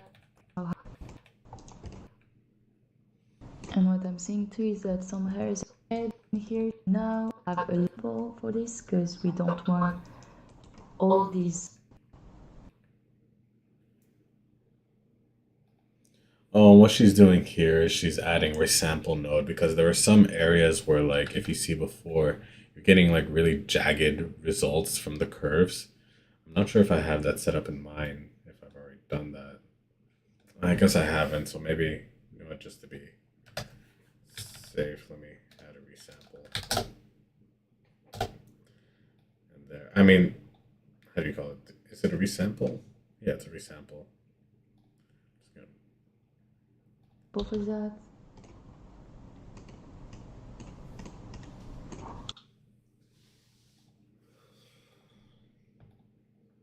Well, let me take a look at this.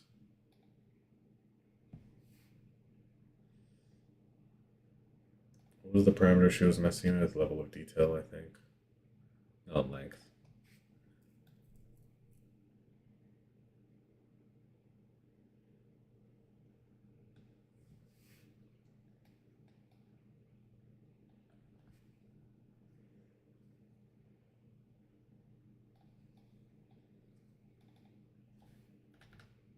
So yeah, if you have just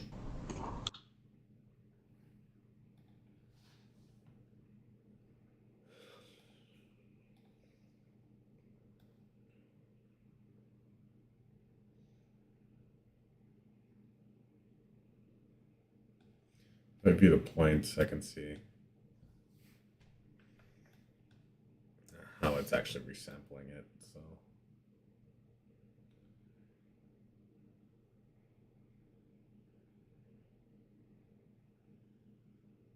if I do a point one, I can see between the two. Yeah, if I look at the points and the point distribution, it's like kind of jagged. Kind of want to. Like, the idea is just to kind of smooth it out, and I think.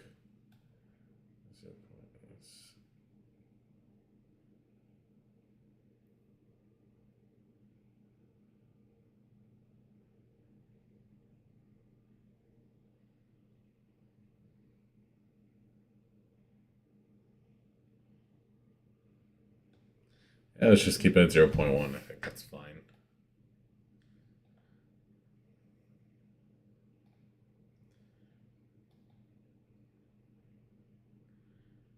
Cache it, and that should be good.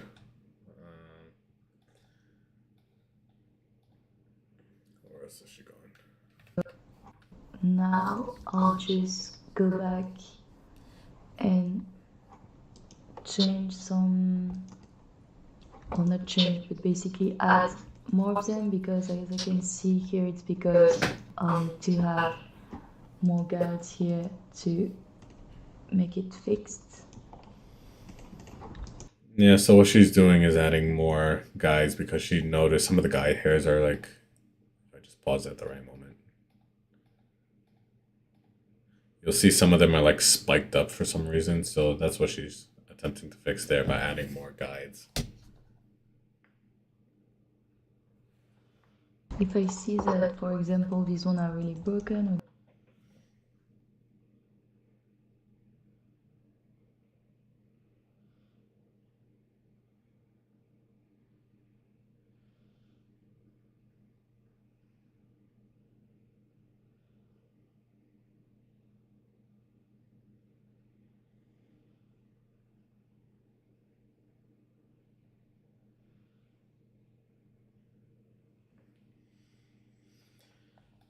what I could do too to not have too much strokes going on is to have one here where I will blast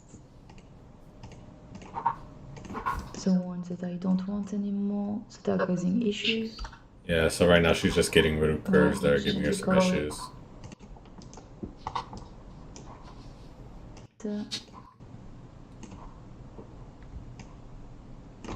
Right, so this is something that she did. What she did was she added two levels of curves. So this one is a more broader sense of uh, the curves, and the second curves node that she uses is for, I guess, more refined detail in terms of flow, which, to be honest, in my case, I'm not exactly sure if I really need that because, again, his hair is, I don't want to add too much complexity because his hair is really simple being an anime character. At least right now, if I'm trying to go for something like a more realistic look or something like that, potentially, I think the only use I would have for it in particular is in defining the front section of his head a little bit more to get a bit more flow in that sense. But yeah, maybe that's something that I could save for next time. So I will make another sticky note. I will put it to do.